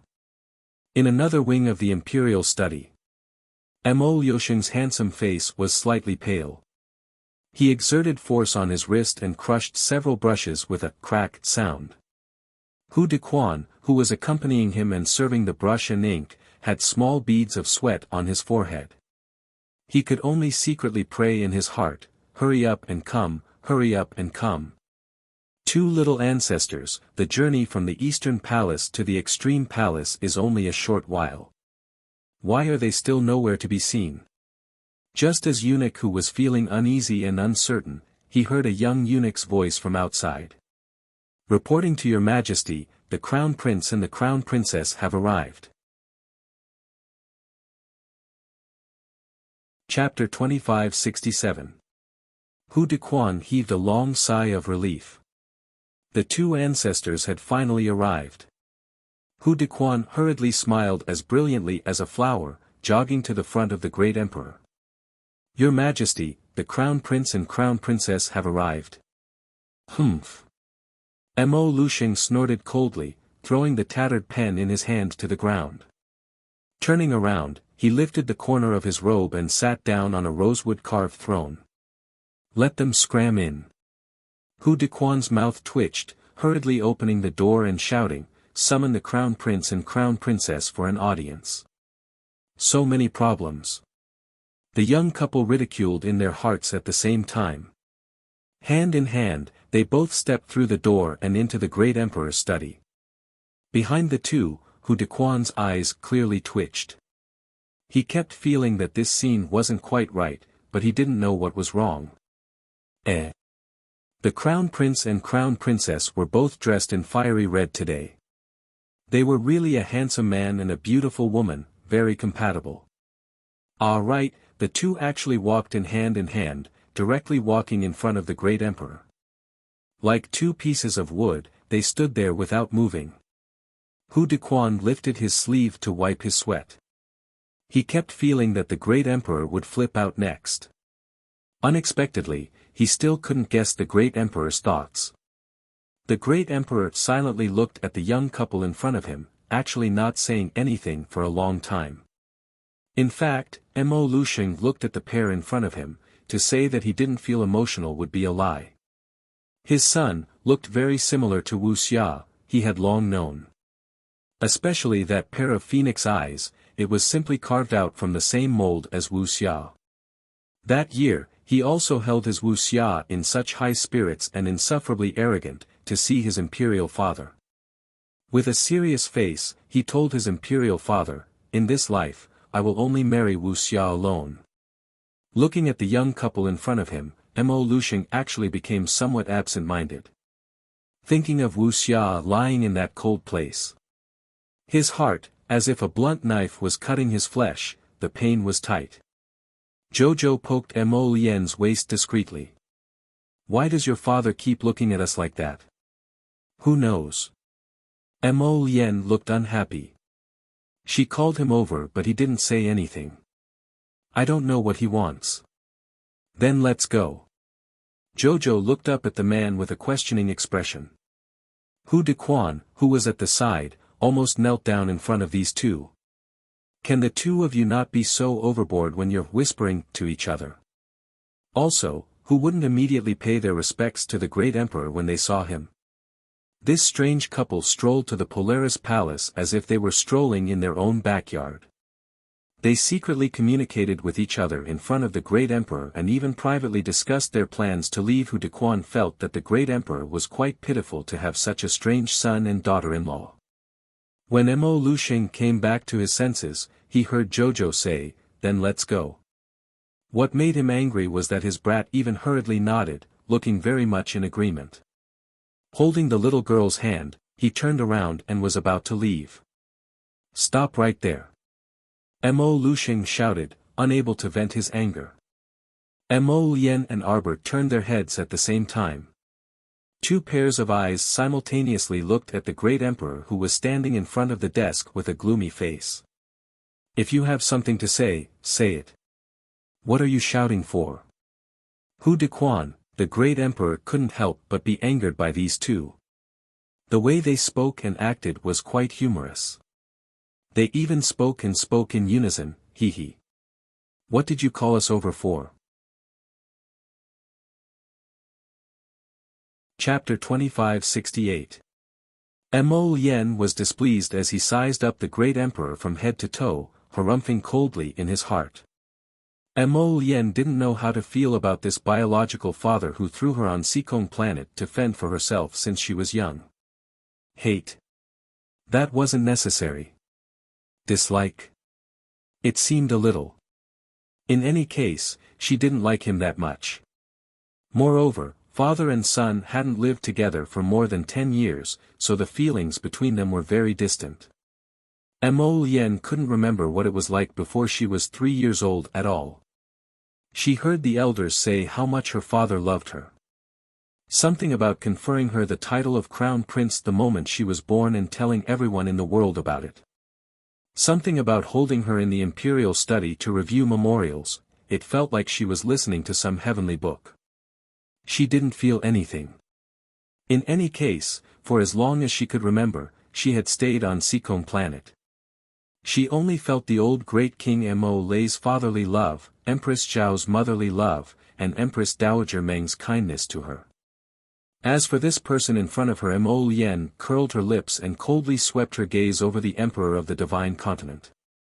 Mo Lushing saw his son's unfamiliar and distant gaze and couldn't help but feel a little upset. He thought about how he promised Wuxia to take good care of his son, but in the end, it seemed like he really didn't take good care of him. A trace of guilt floated in Mo Lushing's heart, and his tense face eased a little. He looked at his son and said, "Little glutinous dumpling, are you still blaming father?" When Mo Lien heard the words, "little glutinous dumpling," she was instantly petrified. This strange name, was it calling this prince? How could this crown prince have such a funny name? Impossible, impossible, impossible. Arbor, what the hell? Who was Little Glutinous Dumpling? Little Glutinous Dumpling seemed to be her husband's nickname. Her husband actually had such a cute nickname. This was too cute. His Highness the Crown Prince, who tried his best to maintain his aloof image in front of his wife, coldly stared at the Emperor of the Divine Continent in front of him with a frosty expression. "I'm not Little Glutinous Dumpling." Prince Mo was on the verge of a mental breakdown, but he didn't show it on his face. Mo Lushing ignored him and continued, "Little Glutinous Dumpling is the name your mother gave you." Mo Lien, Arbor, ha ha ha. Mo Lien suddenly turned his head and stared at his wife accusingly, "Wife, you're mocking your husband." Xiao Qiao really wanted to laugh, but when she saw Mo Lien's aggrieved expression, she hastily swallowed the smile on her lips. All right, if you don't want to laugh then so be it. When you were born, you were so small and weak. Your mother was afraid that you wouldn't grow up, so she gave you a nickname. Actually, you weren't round at all at that time. You were like a little monkey, very ugly." Crown Prince was speechless. Arbor's mouth twitched. However, it turned out that Wuxia was worrying for nothing. This son of theirs was the child who had inherited the ancient Mo Lien's powerful bloodline in the entire Mo clan for thousands of years. Due to that small body, it was not enough to withstand the baptism of the ancient bloodline. Therefore, not long after the child was born, Mo Lushing gathered all the deity realm cultivators in the country to help him place several bloodline seals on the child's body. Mo Lien's handsome face was cold as he silently stared at Mo Lushing. "What exactly do you want to say?" Mo Lushing looked at him deeply. "Back then, father had no choice but to send you to Seacombe Planet." Chapter 2569. Over a decade ago, that incident almost caused his wife to die. At that time, he searched for all kinds of methods and almost destroyed the world to repair and save her bit by bit.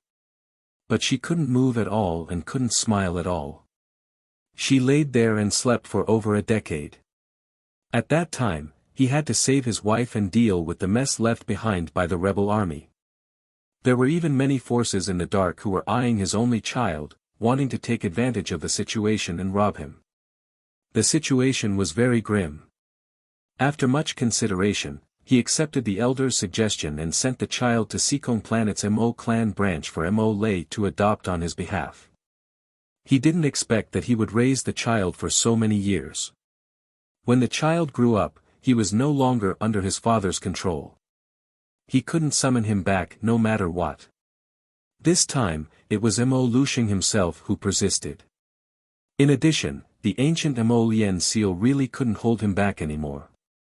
When the seal was removed, this child's powerful aura would flow out, and it would definitely alarm the heavenly Tao and not be tolerated by the heavenly Tao. So this time, it was more or less forcing this child to scram back. The father and son hadn't interacted for so many years, so they fell into a state of speechlessness when they met. Mo Lushing suppressed a lot of things in his heart, but he didn't know where to start. Mo Lien also didn't know what to say to this father of his who was related by blood. The two stared at each other for a while. Mo Lushing's gaze suddenly shifted to Arbor at the side. He pointed at Arbor and said, "Her identity isn't suitable for you." When Mo Lien heard this, he was immediately unhappy. He held Arbor's little hand tightly and glanced at his father coldly. "Whether it's suitable or not isn't up to you to decide." Mo Lushing couldn't help but be taken aback.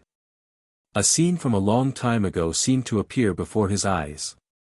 Back then, Wuxia's true identity hadn't surfaced, and she was also disdained by the elders and officials.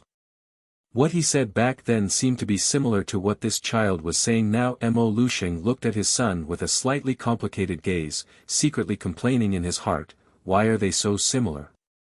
In this lifetime, I will only have Jojo as my wife. Mo Lusheng, Mo Lien didn't care about how complicated Mo Lusheng's gaze was. He continued to speak, don't think of using such despicable methods to break us apart. Let me tell you, if you dare, I will tear your most cherished divine land into pieces and make it disappear completely. Mo Lusheng almost scolded out the words unfilial son, but seeing his son's stubborn appearance, he couldn't help but sigh heavily. Mo Lusheng's face darkened as he gloomily stared at Jojo. What do you have to say? If you dare to break us apart, I will kill you. Mo Lusheng, Mo Lien, Hu Dequan kept wiping his sweat. At this time, he was so shocked that he sat on the ground, paralyzed. He didn't even have time to wipe his sweat. He was simply too shocked. The little crown princess was too bold. Wasn't she afraid that the great emperor would slap her to death in anger? Mo Lusheng tightly pursed his lips and looked coldly at the little fellow. You're just a puny little third-level spirit master, and you're still hoping to kill me? Arbor immediately took off the aura-concealing talisman on her body. Her realm rose with a whoosh, rising all the way to the 10th level of Great Spirit Master before stopping. Mo Lusheng was a bit shocked as he looked her up and down. He was shocked that this little fellow could actually grow to become a great spirit master at such a young age in a place like the lower star domain. Chapter 2570. But his expression didn't change as he coldly glanced at Arbor. A great spiritual master is nothing. In our divine continent, people of your age can generally reach such a realm. Arbor snorted coldly and proudly raised her little chin. Nonsense. What great emperor? You're just a great king who's awesome. Mo Lusheng, why did he have the desire to slap this stinky lass to death? Eunuch who was sitting paralyzed on the ground, finally got up with great difficulty. But when he heard this, he immediately fell back down. No, he couldn't. He felt that his heart had been stimulated too much today, and he couldn't get used to it. Why don't you find a 15-year-old 10th level great spiritual master for me to see? The little fellow's face was full of pride. Even if there is, it's only an extremely rare few. Don't deny it. You don't have any common sense, and you're still a great emperor. His words were filled with disdain. The great emperor was about to be angered to death by her. He fiercely glared at her and sneered. Little lass, it's not a good thing to be too arrogant. Even if your achievements are quite high now, it doesn't mean that in the next few decades you'll be able to smoothly increase your realm. Let's take the 5 spirits reincarnation as an example.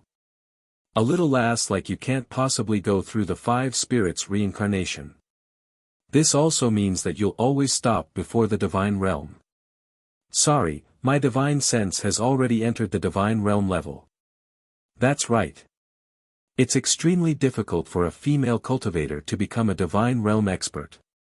The great emperor suddenly paused. What did you just say? Eunuch whose eyes twitched. Mo Lien glanced at the emperor without batting an eyelid, inwardly pitying this old geezer. Boasting in front of his Jojo, he deserved to be attacked. My divine sense has entered the divine realm level. Arbor impatiently repeated, as long as my cultivation goes up, I can enter the divine realm whenever I want. The great emperor of the divine continent stared blankly for a while before saying with a dark face, nonsense. You're the one who's talking nonsense. Arbor glared at him impatiently. If it weren't for the fact that your Mo Lien's father would have beaten you up. Eunuch who secretly sucked in a breath. The veins on the emperor's forehead bulged as he glared at Arbor. Impudent lass. Do you know who you're talking to? Arbor looked at him as if he was an idiot. Emperor, what should he do if he wanted to slap the little girl to death more and more? I am the Emperor of the Divine Land. Watch your attitude. The great Emperor couldn't take it any more and roared. Arbor pursed his lips and tugged at Mo Lien's sleeve. Why are you yelling at my wife? If you have any problems, come at me. Eunuch who looked at the great Emperor with sympathy. Why did he feel that his emperor was so pitiful? He didn't dote on his son, and his daughter-in-law was disrespectful. It felt like he was an adopted father. If you dare to do anything to my wife, don't blame me for being merciless. How do you want to be merciless? Mo Lusheng was so angry that he wanted to vomit blood. If a single hair on my wife's head is harmed, I will destroy the entire divine land. He didn't care anyway. What did the good or bad of the divine land have to do with him? Mo Lusheng was so angry that he wanted to slap this brat to death. He kept talking about destroying the entire divine land. If word got out, who knew how much gossip it would attract? You're not allowed to say such disgraceful words in the future. Then you're not allowed to make things difficult for my wife. Mo Lien insisted, unwilling to give in. I was delayed by something today. It's going to be late. You guys go to sleep first and come back tomorrow. Chapter 2571. It's not that we want to make things difficult for you. Mo Lusheng said angrily, it's just that her identity isn't suitable for you at all. What's not suitable about it? Mo Lien also glared back coldly. Jojo is also a member of the 6 great patrician families. I don't believe you don't know. At yesterday's Plum Blossom Banquet, the matter of the real and fake Mu Qiao had become so exaggerated. The news of the Mu family publicly chasing the fake out had already spread throughout the entire imperial capital. He didn't believe that the emperor didn't know at all. He had already investigated Jojo countless times. Mo Lusheng said coldly, so what if she's a member of the Mu family of the divine province? Can she be mentioned in the same breath as a proper daughter of the Mu family? So what if she returns to the Mu family? People will still secretly say that she's a girl from the Mu family who had been stranded on Seacone planet for many years and was born as a village girl. I'll smash the mouth of whoever says it, Mo Lien said coldly. Do you think you can shut everyone's mouths? As long as there are no people with ulterior motives stirring up trouble, I believe there are rumors, but they won't spread to the streets. When Mo Lien said the words, people with ulterior motives, he deliberately glanced at the emperor. Mo Lusheng was angered by this brat's glance. If it weren't for the fact that the person standing in front of him was the only son he had with his beloved woman, he really would have mercilessly slapped him to death. He was so stubborn. It was so tiring to talk. You must marry the Panga clan's princess, Jing Linyao. She's the one who's truly worthy of you. Jing Linyao is brave and resourceful, and her cultivation is profound. Although the Panga clan is currently in a state of disunity, as long as Jing Linyao dares to unite them, with our divine province's support, there will definitely be great changes in the next few years. I'll tell you one more time. My wife will only be Jojo. Mo Lien glanced coldly at Mo Lusheng. That Jing Linyao, if you like her, marry her yourself. Unfilial son. Mo Lusheng was so angry that he jumped up. Your mother is still lying there, and you actually instigate your father to take a concubine? If your mother heard what you said, she would be angered to death. Mo Lien pursed her lips. You don't want to wrong your wife, but I don't want to wrong my wife. What, only your wife is a wife, and my wife is not a wife? Eunuch who nodded and thought, the crown prince is right. Mo Lusheng was amused by his son's words. His face was dark and gloomy for a long time. Looking at the little child who used to lie on his lap and call him daddy more than 10 years ago, now able to confront him, he seemed to have an indescribable feeling in his heart. It was very complicated, very uncomfortable, and mixed with a faint sense of loneliness. After all, she had missed the most important period of her son's growth. She had missed a lot. Scram. Mo Lusheng waved his hand, suddenly not wanting to talk to these two damn children. Jojo, let's go. Mo Lien didn't have the slightest bit of reluctance. She directly pulled Jojo's small hand and turned to leave. Jojo suddenly turned his head and looked at Mo Lusheng, asking loudly, "Hey. What do you want to admit me?" Mo Lusheng's eyes flashed, and a plan suddenly came to his mind. That's right, since he couldn't do it from his son, then he would do it from this little girl. Let her know the difficulties and retreat. It's not impossible for me to admit you. The Divine Province's Emperor pretended to ponder. You have to pass my 3 tests. Chapter 2572. What kind of test? The little fellow nodded and asked in a friendly manner. It wasn't that she needed this old man's acknowledgement, but she didn't want to make things difficult for his Lotus. If it was just her, she wouldn't even consider whether this damn old man would acknowledge her or not. But for Lotus, she thought it would be better to use peaceful means before resorting to force. She would first satisfy this old man's conditions and accept his test. If after she passed, he still refused to acknowledge her, then don't blame her for being merciless. Mo Lien turned her head and looked deeply at her little fellow. She gripped her little hand tightly. Don't suffer because of me.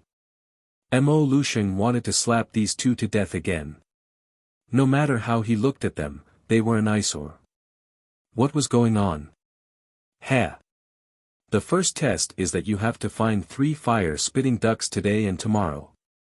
You have to extract 3 drops of heart blood from the fire-spitting ducks in front of me.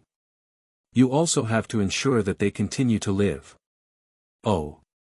Arbor nodded his little head, then rummaged through Paradise Planet and pulled out 3 yellow-red ducks. Is this the type? The Emperor was dumbfounded. Mo Lien's mouth twitched. Eunuch who was paralyzed on the ground, continued to maintain his elegant silence. I'll extract it for you right now. Sir Jojo stretched out a finger and waved it casually. He then grabbed the 3 fire-spitting ducks and brought them to the window. He threw them on the table and sprinkled a wisp of medicinal powder on them, causing them to fall down in a daze. Arbor smoothly extracted 3 drops of heart blood from the fire-spitting ducks. But the problem was that normal spirit beasts would probably die after extracting 3 drops of heart blood. Arbor still had to ensure that these 3 ducks lived. The fastest and easiest way was to feed them pills. The great emperor was flabbergasted as he watched Xiao Mu speedily feed the 3 fire-breathing ducks 7 to 8 pills, as well as a small bottle of an unknown liquid. After a while, the 3 lively fire-breathing ducks began to wander around the imperial study. The great emperor gritted his teeth and sneered, what a waste of pills. With so many pills, it was obvious that they weren't of low quality. Yet, she was only using them to feed 3 low-level spirit beasts. How could she do such a thing? What's the second test? The second test is to find a bloodshed vermilion fruit within 3 days. Mo Lien was stunned, and then a trace of displeasure flashed across her face. Aren't you deliberately making things difficult for people? The bloodshed vermilion fruit is a saint-grade spirit fruit. Where can we find it in 3 days? Isn't it just to make things difficult for you? The great emperor secretly snorted. If it wasn't difficult, why would he take it out for a test? This? Arbor calmly took out a small, translucent red fruit from his inner world. When this thing appeared in front of the father and son, let alone Mo Lusheng, even Mo Lien was a little stunned. This bloodshed vermilion fruit was something he had conveniently obtained when he saved young Master Zhu in Shuntian Prefecture.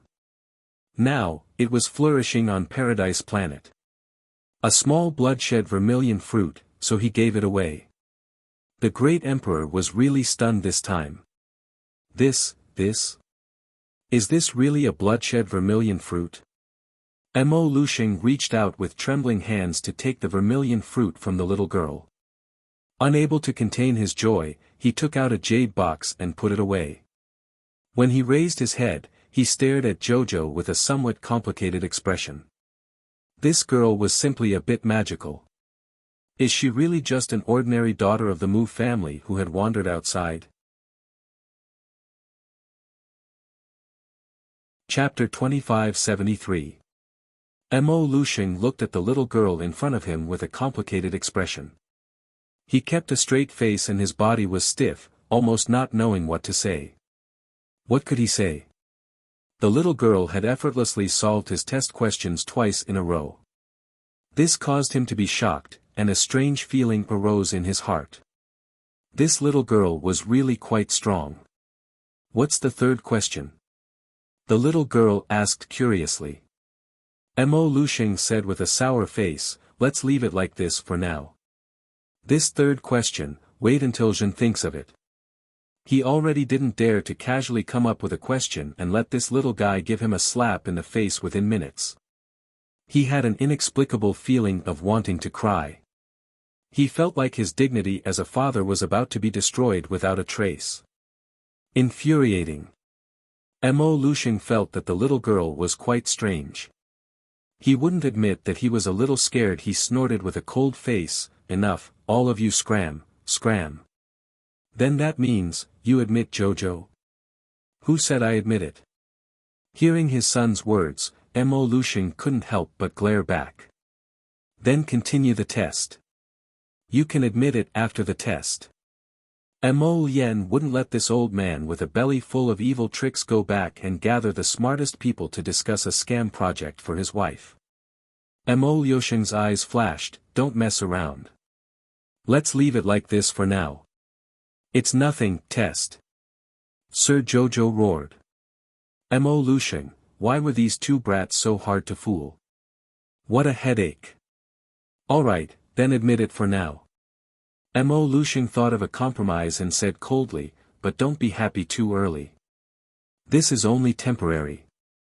When I think of the third question, if you don't pass it, you have to leave my son of your own accord. Do you agree? On what basis? Mo Lushing.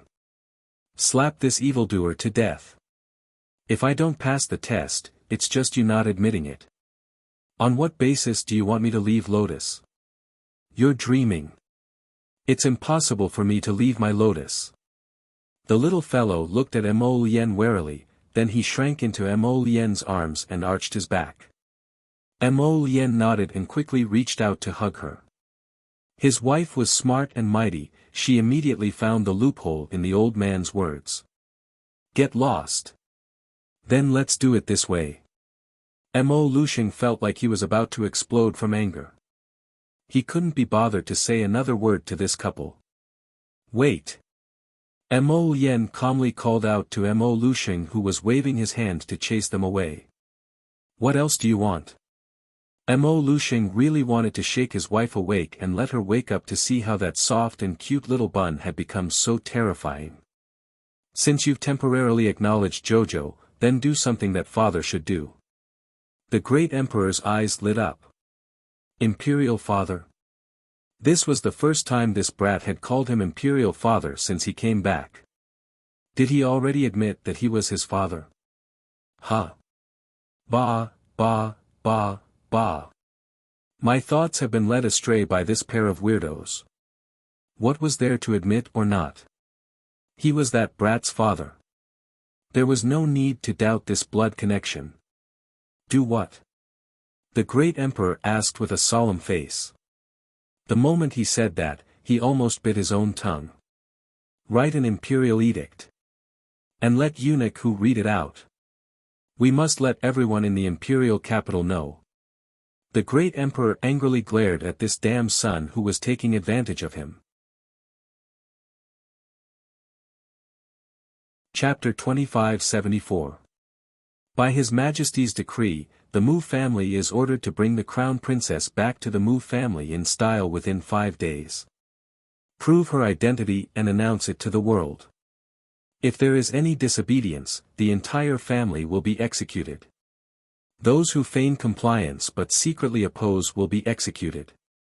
The group of Mu family members who had come out to receive eunuch whose decree looked at each other in bewilderment. What happened? Where were they? How could such a strange decree descend on their heads? What did it mean that the crown princess must be brought back within 5 days? If she couldn't, the entire family would be executed? Wasn't this execution a little too exaggerated? Mu Jingfeng indifferently led everyone to kowtow and expressed their thanks before standing up and bowing to receive the decree. Mu Jingrui had a strange expression as he stepped forward to ask the imperial eunuch who, with a smile, "This eunuch, may I know what His Majesty's decree means? Isn't it the literal meaning?" Eunuch who swept his horsetail whisk and calmly said, "You all have to work hard. 5 days is neither long nor short. Hurry and strive for it." Mu Jingrui's eyes twitched as he hastily asked, "Then what if the young crown princess insists on not returning?" Eunuch who immediately turned hostile and mercilessly waved his hand. Pitch-black figures appeared in the surroundings. Judging from their figures and auras, most of them were level 13 spiritual masters and above, and there were even 2 or 3 divine realm experts mixed in. "Look carefully. These people will stay here to supervise you for 5 days. If you make any strange movements during this time, you will be in big trouble. Don't blame me for not reminding you. Don't think of such useless thoughts." After Eunuch who finished nagging, he left with the group of people without looking back. The black-clothed people lurking around the rooftops also naturally concealed themselves. They were so silent that no one could do anything about it. Everyone immediately looked at Mu Jingfeng in a panic. "Family head, what should we do about today's matter?" Mu Jingfeng was also very puzzled. This imperial edict came out of the blue without any warning. Suddenly, such a strange imperial edict was issued, telling them to go and welcome the young crown prince consort back to the Mu family. Could it be that the great emperor wants to acknowledge the identity of the crown princess? Otherwise, why would it give people the feeling that the emperor was supporting the crown princess? Could it be an illusion? No one could answer their questions, so they could only leave resentfully. Mu Jingfeng's eyes darkened as he looked at the imperial edict in his hand. His heart felt heavy. He didn't know why, but he had a feeling that a storm was coming. "Xingqian, bring some people to the palace tomorrow and invite the crown princess to come to our Mu family." Mu Jingfeng coldly said, "When the time comes, I'll have someone open the ancestral hall and bring out the bloodline talisman to verify its authenticity." Mu Xingqian looked up in shock, and his gaze swept over his father indifferently. "That's the crown prince consort. Not just anyone can meet her." The tone of her father's words was really laughable. He made it sound like a fish waiting to be slaughtered in the market, and any random person would be able to slaughter a piece of it. "If you want to meet the crown princess, you have to see if she's willing to meet you." While the Mu family was in a mess, the Shi family was also in a state of chaos. Ever since Shi Yongqian was whipped 30 times by Arbor and carried back to the Shi family, the Shi family's eldest madam seemed to have gone crazy and kept clamoring to seek revenge on Arbor. If the Shi family's head hadn't slapped her so hard that she couldn't get up, she would have run away long ago. Chapter 2575. Madame Shi was already furious. Her second daughter, who was as beautiful as a flower, was actually beaten to such a state. How could she endure this? She couldn't tolerate this. So what if that person was the crown princess? How could she beat her precious daughter to such a state without asking for the reason? She had to reason with her. Slap. Patriarch Shi slapped Madame Shi. "Are you sober now? How dare you go and make trouble? Go out and ask around. The Mu family is going to be in big trouble. How dare you provoke the crown princess?" "Master, I'm just worried about our daughter." "So what if you're worried about her? She was the one who did not behave properly, so she was caught red-handed and given a good beating. If she was a good person, how could the crown prince consort not let go of her? What other reason could the crown princess have to whip her? Don't blame others for your own stupidity." Patriarch Shi waved his hand and said angrily, "That's enough. You're not allowed to go anywhere. After Madame Shi ran away crying, the eldest son of the Shi family frowned and said, "Father, is the matter with the Mu family true? Could it be that the emperor has acknowledged the crown princess, so he's anxious to prove the crown princess's identity so that she can be a good match for His Highness the Crown Prince?" Patriarch Shi shook his head.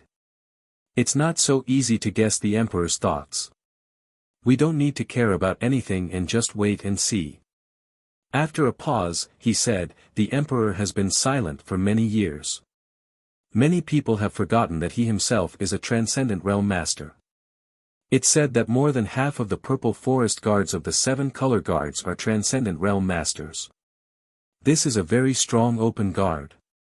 The emperor probably has countless hidden guards in his hands. No one knows what realm they are in. If the Mu family really disobeys the decree, they will face the wrath of the emperor and be destroyed." The eldest son of the Shi family took a breath and nodded with a sorrowful expression. Although the Mu family's decree is strange, it's not without reason. Right now, the situation is hard to predict. The crown prince has yet to enter the court, his voice lowered. After His Highness the Crown Prince enters the court, I'm afraid the situation will become even more treacherous. We have to be careful at every step. I'll listen to you, father. The eldest son of the Shi family nodded. Let's see what the Mu family will do. Your sister and mother, those 2 idiots, can't do anything right. Keep an eye on them and don't let them cause any trouble. Yes.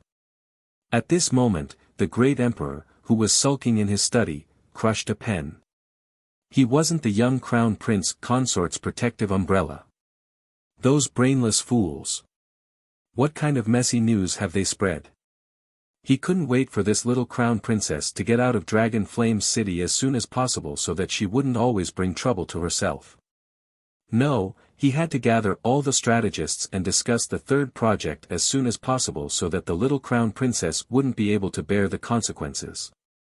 Achoo! Sir Jojo reached out and rubbed his red little nose. He retracted his head from the window and wrapped his cloak tightly around himself. Crown Princess, a young master of the Mu family called Mu Xingqian, is outside Qingqian Gate asking to see the Crown Princess. The little Crown Princess ignored him. She took out the 9 stars mirroring the moon cauldron from her inner world and began to study how to make pills. It wasn't until evening when Mo Yen returned from the study that Jojo finished refining the last batch of pills. He put away the 9 stars mirroring the moon cauldron and popped a pill into his mouth, chewing it like a candy. Mo Yen smiled and winked at her. The moon is beautiful tonight. Do you want to accompany your husband for a walk? 10 o'clock. Chapter 2576. Sir Jojo handed him a small box with a rectangular carving. Here, eat it. You can eat it every day, or every few days. I'll give it to you after you eat it. It tasted pretty good. The little fellow gave him such a look. Mo Lien couldn't help but laugh when he saw that. These black-level nourishing pills were indeed pretty good. Not only did they not have any side effects after long-term consumption, but they could also strengthen the meridians and strengthen the body. They were also effective for immortal supremacies.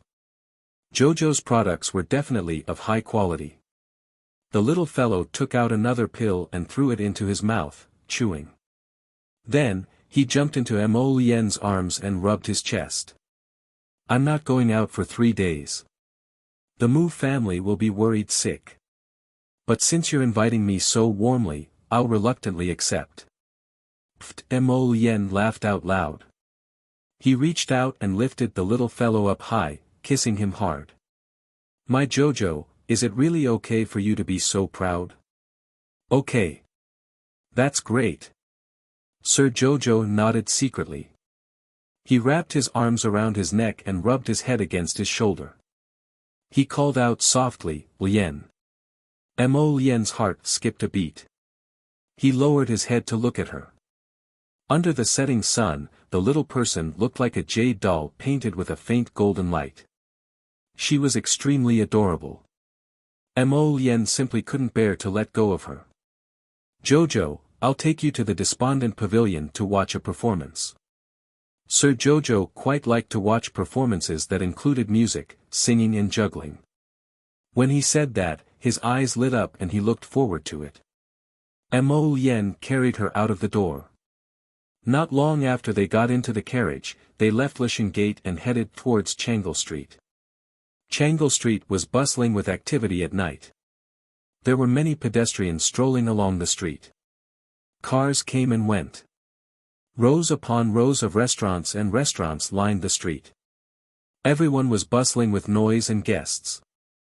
From this, it could be seen that the livelihood of the people in Dragon Flame City was really good. The people all lived and worked in peace and contentment. They even had money to spare. The Despondent Pavilion was at the end of Changle North Street. It would take some time to get there. Mo Lien held the little fellow and chatted for a while, subconsciously teasing her to open her mouth. Towards the end of his teasing, the little thing spoke unhappily again. That expression of hers was as if she had finished speaking 800 years' worth of words. She even had an accusatory expression on her face. How amusing. I want to talk. Mo Lien continued to chat with her patiently and gently. Jojo, you're much better than before. When we were young, even if I spoke 10 sentences to you, you wouldn't even bother to respond to me. Arbor snorted. I talk a lot every day now. Imperial Ant had a great chat with me that day. Is that so? Mo Lien looked suspicious. With the little fellow's personality, who knew how Imperial Ant would be able to strike up a conversation with her and even chat happily? Just thinking about it made it seem impossible. Sir Jojo raised his little chin proudly. Mo Lien was delighted at the sight. He took the little fellow and kissed her on the cheek. Jojo, your birthday is in 10 days. What do you want? Arbor looked up at him and said decisively, I want you. Mo Lien was stunned. Then he hugged the little fellow and couldn't help but chuckle softly. All right, I'll wrap myself up and give myself to Jojo on that day.